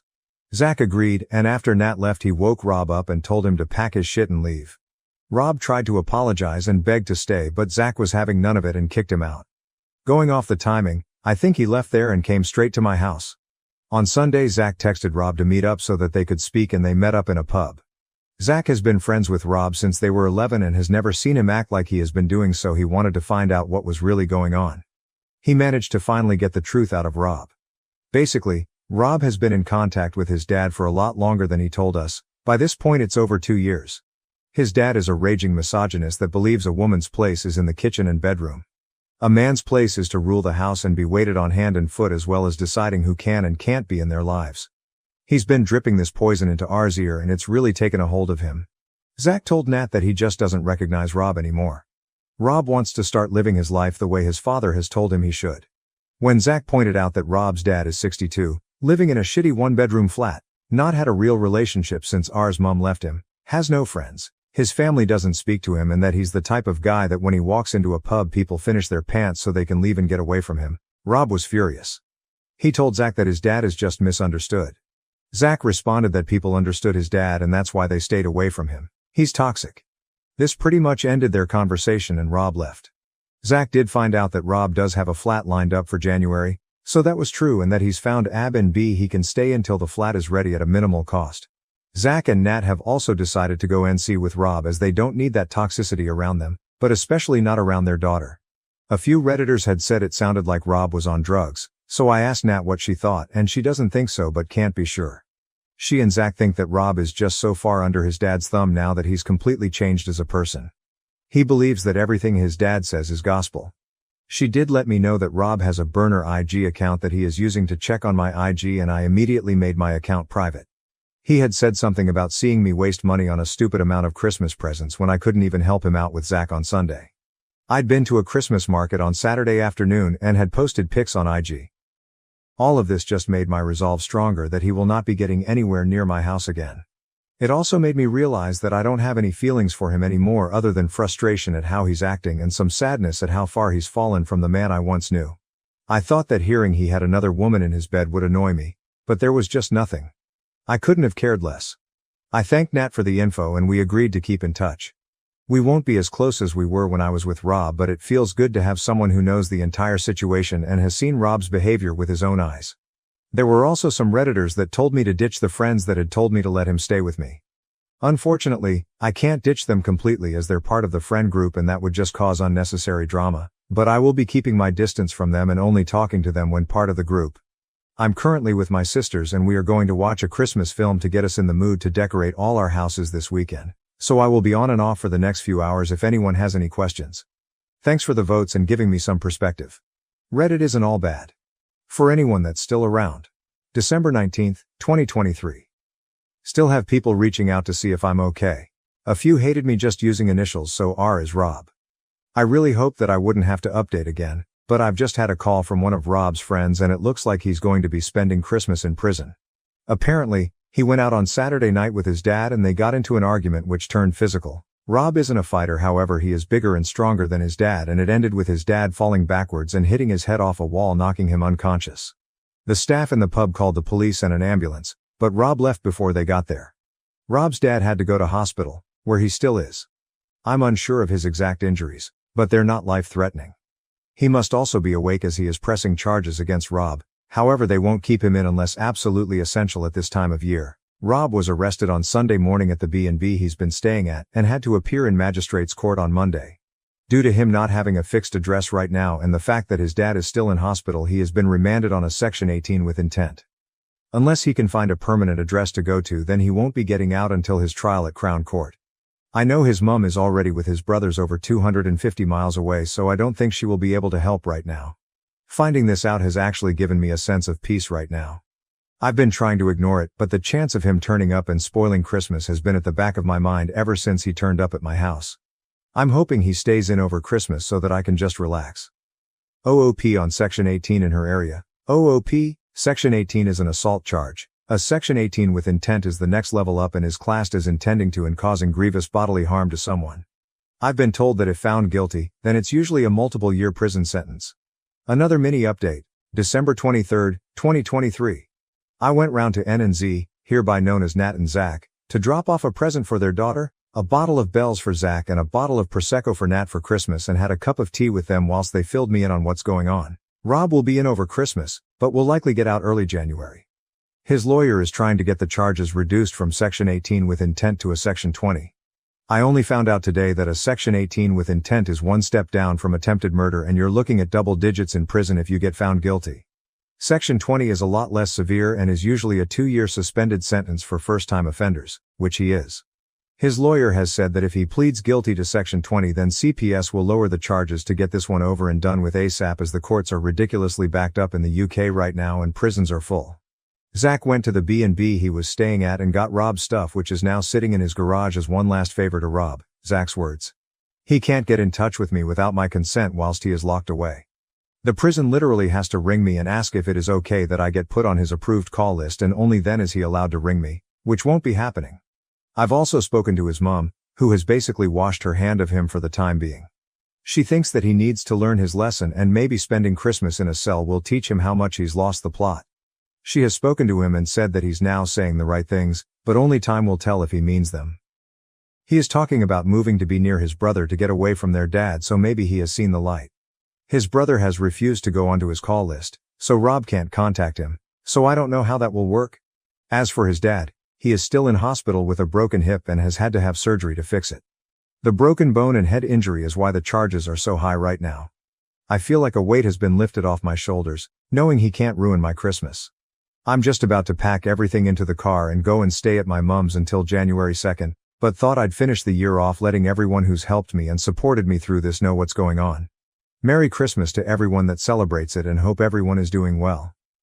Final update, April 13th, 2024.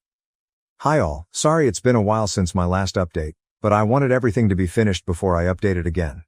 Rob spent Christmas on remand in prison. He didn't get out until the second week of January, and that was only because his mom agreed to let him stay with her again. He had his plea hearing the first week of February, where he pleaded guilty to a Section 20 assault. He then had to wait until last week to get his sentencing court date. I didn't know how much actually goes into sentencing. They had to get a victim impact statement, a pre-sentencing report from probation, statements from his mom and brother. His barrister even reached out to me to give a statement saying that we had broken up and I'd asked him to leave the house. He used our breakup as an extenuating circumstance, saying that because of the breakup of our relationship and him losing his home, that had seriously impacted his mental health. The statements from his mom and brother also confirmed that he had lived in an abusive home when he was young, so he claimed he had PTSD because of that. These were all read out at his sentencing. He was going to get 3 years, but the judge knocked time off for pleading guilty and for mitigating circumstances. That left him with a 16-month sentence that was suspended for 18 months. As part of the conditions for his release, he isn't allowed anywhere near his dad, he has to go to counseling for his supposed PTSD, and he isn't allowed to drink alcohol. He even has an ankle monitor that tests his sweat every half an hour for alcohol and will alert probation if he gets a positive result. Luckily for him, his boss has let him go and work at their main location in the city that's half an hour away from here, and probation was happy for him to live there as well. He moved into a flat there this week, so I don't have to worry about running into him. I haven't spoken to him at all, and I don't want to either. He has tried reaching out through a couple of friends, but they've respected my decision and told him to move on with his life. However, I did speak to his mom yesterday and she said that she thinks he's depressed, but so far he's doing okay. She's the one I got all of this information from. It's a strange mix of emotion for me towards him, as I still care on some level, just not enough to keep him in my life. I know I need to keep him away from me, as I can never see him like I did at this time last year. It's crazy to think that it's only been a year since we got engaged. So much has happened. Other than those mixed emotions, I'm doing well. I've been hanging out with my sister and her wife a lot more, as well as catching up with friends. I'm still working at the same place and I don't see that changing anytime soon. For the people asking about my sister, she's doing good. She had a setback last month, but she seems to be over that now and has just been approved to have some form of newish stem cell treatment at the UK's biggest eye hospital. Which is fab news. She tried to explain it to me, but it involved them taking her blood and putting it into her eye, which grossed me out, so I told her to stop. However, because she's my sister, she then sent me pictures of what they do, and Mum had to step in and tell her to stop. No matter how old we get, I don't think we will ever stop trying to annoy each other. So all in all, I think we're all moving on with life. Unless something big happens, then this should be my last post. I really want to thank everyone for their kind words and support. This has restored my faith that there are still good people out there. New update, June 30th, 2024, 2 months later. Hi all, I really hoped I wouldn't have to come back, but I've had several DMs on this account saying that a TikTok video is claiming that I'm back with my ex. I don't have TikTok, so I haven't seen it, but that's 100% not true. I haven't seen or spoken to him since my last update. As far as I'm aware, he's still living in the city half an hour away and is doing okay. I'm not really interested, to be honest. Rob's mom has accepted an offer on her house and has moved in with his brother until she can finalize the purchase of her house and find a flat she likes. Everyone else is doing well. My sister is the same and her eye is still healing. She's got some new glasses and says her vision is now nearly back to normal, so that's good. My sister and 7 other family and friends went out to Germany for England's first game, which was a lot of fun. Other than that, I've just been working and finding my new normal. Please don't listen to anything said about this on TikTok, YouTube, or anywhere else. I will not be getting back with Rob. That ship has sailed off the edge of a cliff. Relevant comments. Has Rob reached out to OOP? OOP. He was informed that I didn't want to speak to him and wanted to be left alone, and he respected that, thankfully. I just want us both to move on now.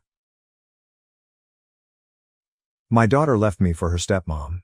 Years later, she begs me to pay for her costly wedding because I'm doing better than her mom.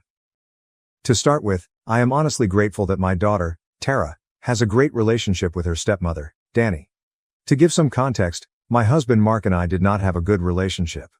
We fell in love quite young and got married because we thought that was the right thing to do. I got pregnant with Tara, and although Mark tried to be a good father, he was also extremely lazy. He never helped me with Tara in any way.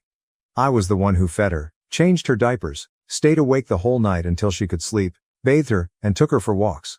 Mark was the fun parent who would just come home and spend an hour with the baby. During that 1 hour, I would be cooking his meals or cleaning up the kitchen.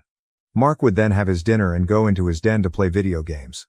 If I ever asked him to help me around the house or with Tara, he would tell me that this was a woman's job and that was how God intended it. This would lead to us having disagreements, where I would plead with him to help me out because I was too exhausted, but he would refuse point blank. One time, I was too sick to even move around, so I asked him to please look after Tara so I could take some rest and recover. He started an argument with me, calling me lazy and saying how his mother never asked his father for help. It really angered me because he was as much Tara's parent as I was, yet he never lifted a finger. I yelled at him that if he didn't help out, I would pack my bags and leave him. This rattled him a bit, so he grumbled but eventually took a leave of absence to take care of Tara so I could sleep for a few hours.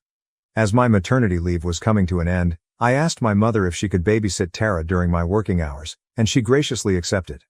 Mark's mother never even offered to help, but I was fine with it. Mark didn't like that I was going back to work since he had been trying to get me to be a stay-at-home wife for a long time, but I always refused. Looking back, I am thankful that I never left my job, since Mark lost his job when his company downsized. This was a shock to him as well as the other employees who were let go. When he told me, I wanted to panic too because we needed the money for household expenses and taking care of Tara. However, I knew if I panicked, he would get even more anxious, so I assured him that I would bear all the expenses around the house until he could get back on his feet. Since he did not have a job, I asked him to look after Tara so my mother could get a break from the babysitting duties. At first, Mark didn't want to, but eventually, he agreed. Every day, I would come back home to find Mark sitting in the same spot on the sofa, playing video games with Tara playing on the floor nearby. Basic needs like meals and baths were neglected, and I often returned home to find Tara hungry and unkempt. This would obviously make me angry because, on one hand, I had no choice but to work hard to single-handedly support my family, and on the other hand, I felt guilty that my daughter was being neglected. I remember that during this time, we would fight a lot more, with Mark saying how he was trying to find a job, yet he never went for any interviews. 6 months after spending his days at home, Mark told me he wanted to take up a business course. He had always wanted to start a business, but I just didn't think it was the right time, as I wanted him to find a stable job for the time being. However, he had apparently already discussed it with his parents, who were ready to pay for his college fees. I was the last one he informed, as if I meant nothing to him as a partner. I think this should have been my time to leave, but like a fool who refuses to quit, I stayed. While I worked and looked after Tara, Mark went back to study. Eventually, he graduated and started his own business. It was doing well, so he started hiring people under him. This is how Danny came into his life. She was this young, perky girl straight out of college and was hired to be his personal assistant. Danny and Mark would spend hours together, but I never thought anything of it. The thought of him cheating never even crossed my mind. However, Mark started introducing Tara to Danny every time he took her to his office and insisted on Tara and Danny spending time together. This made me a bit suspicious. I asked Mark outright if there was something between him and her, but he denied vehemently, telling me that I was overthinking.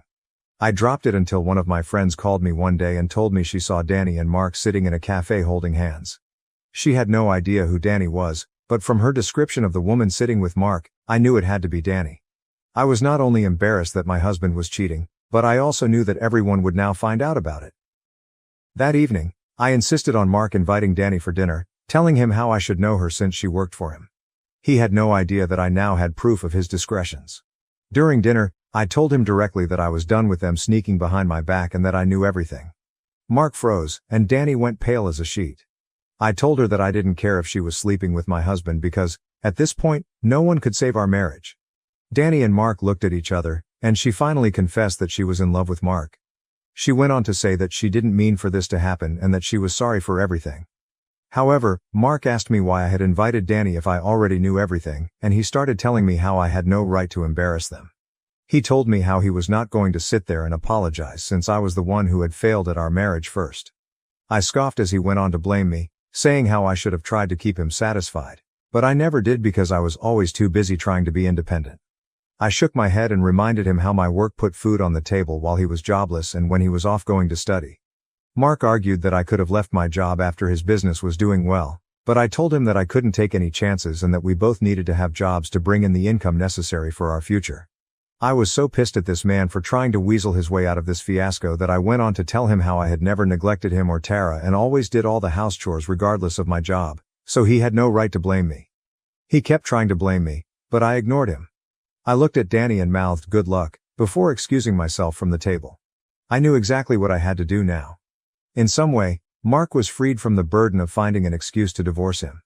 Yes, I used to be in love with him at one point, but since Tara, we had just become roommates living in the same house. I was the one doing the bulk of the work around the house anyway, so I had nothing to lose by leaving him.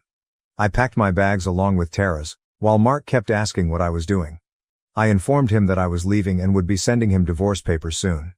He tried to argue, saying that I was being too cold and that we should take a beat to think about it, but I didn't think there was anything left to think about anymore. I simply had enough and went to stay with my parents for the time being. If you're wondering if his parents ever reached out to me and comforted me, then you're wrong. They never said anything to my ex for breaking up the family. It was only later that I found out the reason why. You see, Danny was not just young. She also came from a wealthy family, and by marrying her, Mark would be securing his money back. Honestly, I did not care about all that. My goal was simply to ensure that Mark and I could be good co-parents for the sake of Tara. From my first impression, Danny didn't seem like a bad person, so I hoped that she could be a good step-parent for my daughter as well.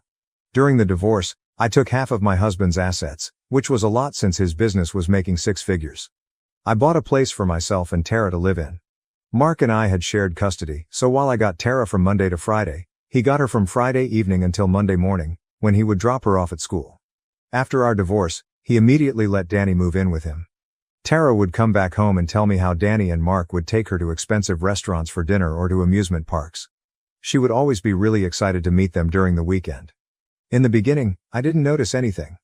However, my daughter started detaching herself from me more and more. I was the parent who made her finish her homework or taught her to do chores around the house, just basic things like washing her own dishes or folding her laundry, and she didn't like that. I was the one who made her eat healthy food and refused to order from McDonald's every day. She would always insist on me buying her expensive gifts, which I didn't think were appropriate for a kid.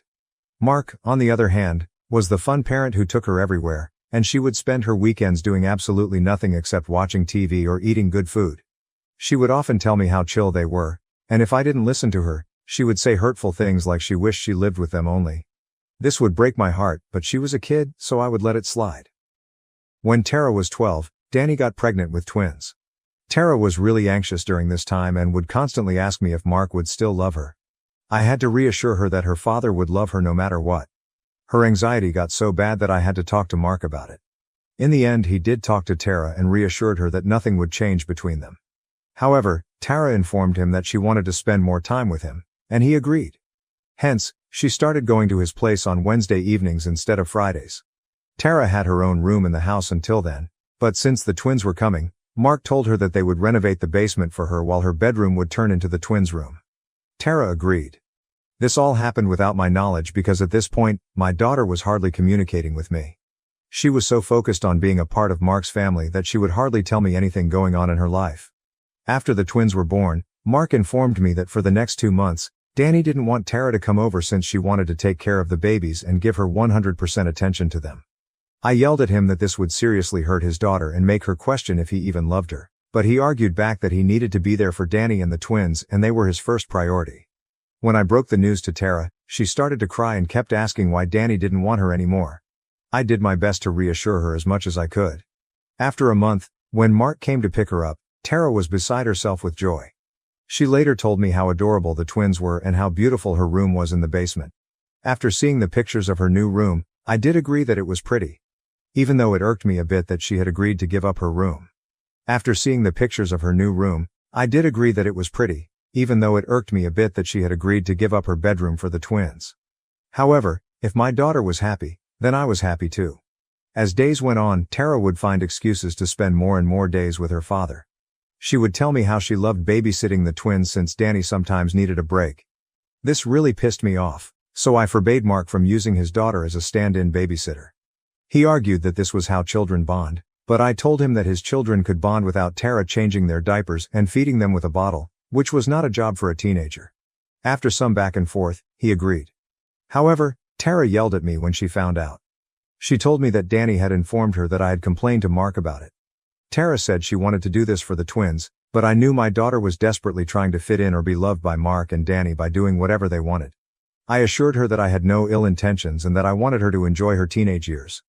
What Mark and Danny were doing was basically parentifying her, but she didn't care.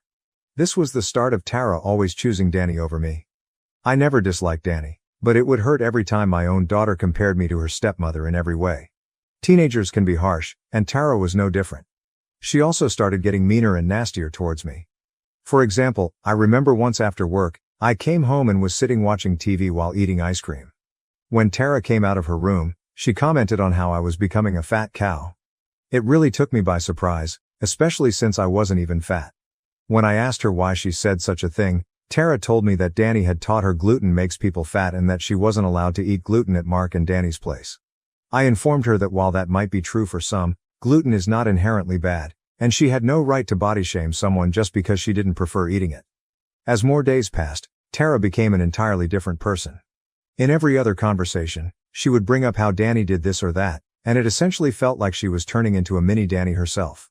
She would refuse to go anywhere with me when the sun was out, telling me she didn't want to become tan.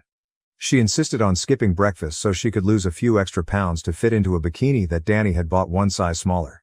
She weighed herself every day and noted her weight in a diary. She would tell me how Danny had told her she had the potential to take part in beauty pageants if she stuck to this routine. I was so pissed when I found out about this. Up until that point, I had never had a conversation with Danny, but I decided enough was enough and finally reached out to her. However, Danny didn't see any issues with my daughter's behavior. She told me how she had simply suggested that Tara take part in a beauty pageant and that it wasn't her fault if Tara had taken it to heart. I pointed out to her how Tara clearly saw her as a second parent, so she should be more careful with her words. Danny responded that I should push my daughter to be the best version of herself instead of trying to bring her down. I was really taken aback by her words and asked her to keep her weird ideologies to herself. Later, Mark called to yell at me about how I shouldn't talk to his wife that way. When I informed him of everything, he told me that he agreed with Danny and that Tara shouldn't take Danny's advice or suggestions to such an extreme. I yelled back at him to open his eyes because clearly, Tara was being influenced, but my ex-husband didn't care enough. I did try to talk with Tara and tell her how she should enjoy her teenage years as much as she could without worrying about trivial things like weight and getting tanned, but Tara remained steadfast in her resolve. She began closing herself off from me, shutting down any attempts at open communication. It was a heartbreaking realization, watching my daughter slip further away with each passing day. She also stopped coming to me for any decisions or general life situations. For example, if her school was taking her on a trip, she would wait to visit her father so he could sign the form for her, even though I never had any problem with her going. It was as if she didn't see any real importance in me being part of her life. I found myself relegated to the sidelines, a mere spectator in her life. As a result, I became quite depressed, but during this time, I met a man who changed everything in my life. Henry and I met when I was at the lowest point. When we started dating, he saw how much Tara's behavior was affecting me and reassured me that every teenager goes through a rebellious phase. However, things just got worse and worse. Tara and I would get into constant fights, either about her falling grades or not submitting her assignments on time. This is when Tara started blaming me for everything. She would also constantly comment on how she understood why Mark left me for Danny. This was a sore topic for me, and it broke my heart every time she said it. I hate to admit it, but I started to pull away from my daughter bit by bit. When Tara turned 18 and it was time for her to go to college, she and Mark came to me to discuss something important. I thought it was about the college fees, and I was ready to tell Mark that I would pay half of her tuition. But instead, Mark informed me that Tara wanted me to give up my parental rights. I sat there, shocked, as Tara told me she had been thinking about this for a long time and wanted Danny to officially adopt her. I was so taken aback that, at first, I thought it was just a bad dream. Tara pleaded with me, saying she loved Danny more than me and wanted her to be her real mommy. I asked her to explain her reasons, hoping to dissuade her, but Tara spoke earnestly about how she felt a stronger bond with Danny and admired her stepmother's qualities and accomplishments. She also expressed that by becoming Danny's legal child, she would be part of her inheritance, something Danny's parents had promised her. As Tara poured her heart out, I struggled to contain my emotions. It felt like my world was crumbling, as though everything I had worked so hard for was slipping through my fingers. The realization that my daughter no longer saw me as her mother was a devastating blow, one that left me reeling with a profound sense of loss. Tara continued to plead, saying she had always seen Danny as her real mother, and I shouldn't fight this. Mark chimed in, agreeing with Tara and telling me I shouldn't take it personally and should respect her wishes. For the next few weeks, I had a tough decision to make. Despite the pain coursing through me, I knew I had to consider Tara's wishes. I couldn't force her to maintain a relationship she no longer desired, nor could I deny her the opportunity to seek happiness on her own terms. My parents tried to talk to Tara, but she refused to take their calls. In the days that followed, I grappled with a whirlwind of conflicting emotions. I mourned the loss of the bond I had once shared with Tara, grieving for the daughter I had known. But amidst the sorrow, I also felt a sense of resignation, a quiet acceptance of the inevitable. I would constantly cry in front of Henry, who was the only one by my side. Even he felt what Tara was doing was unbelievably cruel. With a heavy heart, I reluctantly agreed to Tara's request, knowing it marked the end of a chapter in both our lives. I won't get into the legal details, but it took a couple of weeks. In the end, Tara and I were legally separated, and Danny proceeded with the adoption process. After that, Tara basically stopped talking to me. I can't even begin to describe how painful those days were for me. I had lived for my daughter, but watching her drift away from my life was excruciating. I have to admit, Henry was the one who kept me going. He never left my side, encouraged me to go to therapy, and moved in with me to take care of me. I even left my job, and Henry supported me completely. I was diagnosed with depression and started taking medication. Watching Henry rally behind me gave me a new reason to stay alive. Slowly but surely, I started to heal and stopped blaming myself for everything.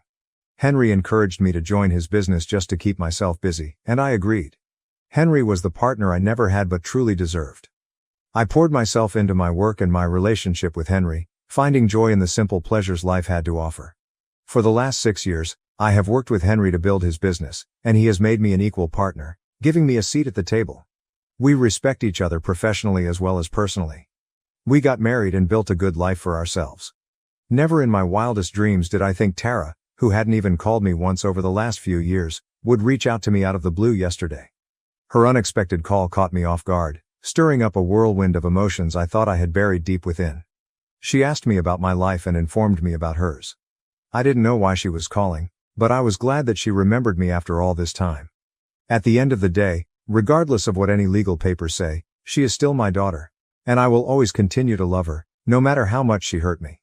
I thought she had matured and wanted to rekindle a relationship with me. However, the conversation shifted to her upcoming wedding. I was surprised to learn that my baby girl was now getting married, and I couldn't contain my emotions. Tara then informed me that the reason she had called was because she wanted me to contribute to her wedding expenses. I was taken aback as she went on to tell me how Mark didn't have much money to offer since his business had been affected during COVID and never really recovered, and how Danny had refused to help much with the wedding because she wanted to save money for her twins. Tara went on to tell me how she knew I was doing well now that I was married to Henry, as she would occasionally stalk me on social media. She wanted me to pay for her wedding since she felt I owed her. All my emotions of joy and excitement quickly turned to shock and disbelief. I could not believe what Tara was saying. She was acting extremely entitled, despite having been the one to leave me behind. I politely told her that while I was happy she wanted to reconnect, I wasn't going to simply forgive and forget everything that had happened in the past. I reminded her how she had wanted me to give up my parental rights so Danny could adopt her, and how she had considered Danny to be her real mother, so I didn't see why she needed my help now. Tara argued that I was still her biological mother and said it wasn't fair that I had so much money now. She insisted that giving her a few $1,000s for the wedding wouldn't be a big deal. I made it clear to her that while I wished her happiness, I couldn't just write a blank check for her wedding.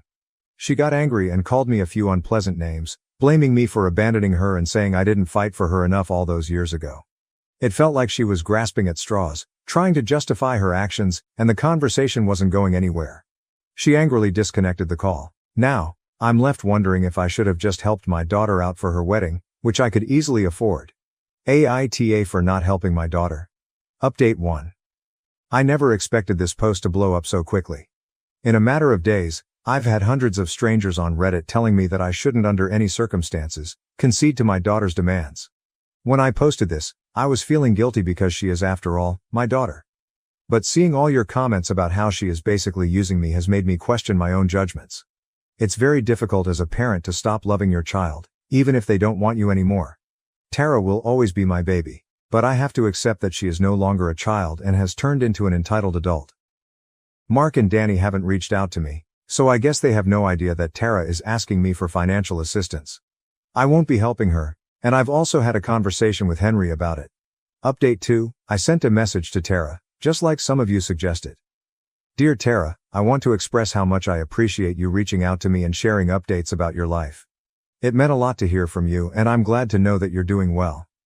Regarding your request for financial assistance with your wedding, I want to be transparent about where I stand.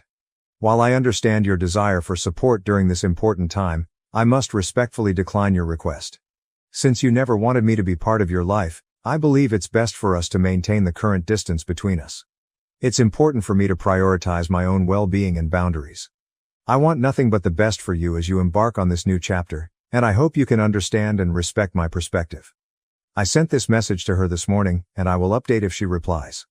Update 3. So, it turns out she did see my message but has left me on read. I guess the majority of you were right, she never really cared and just wanted me to pay for her wedding without any questions. Henry is not happy with how Tara has treated me and has asked me to block her so she can't contact me further with any unwarranted requests. Up until this moment I was conflicted, but now I will do so. For those of you who were worried about my will, don't be. Even though Henry and I don't have children, he has nephews and nieces, so we will mostly be leaving everything to them. I appreciate all the support and advice I've received from the Reddit community. Moving forward, I will focus on my own well-being and continue to cherish the loving relationship I have with my husband.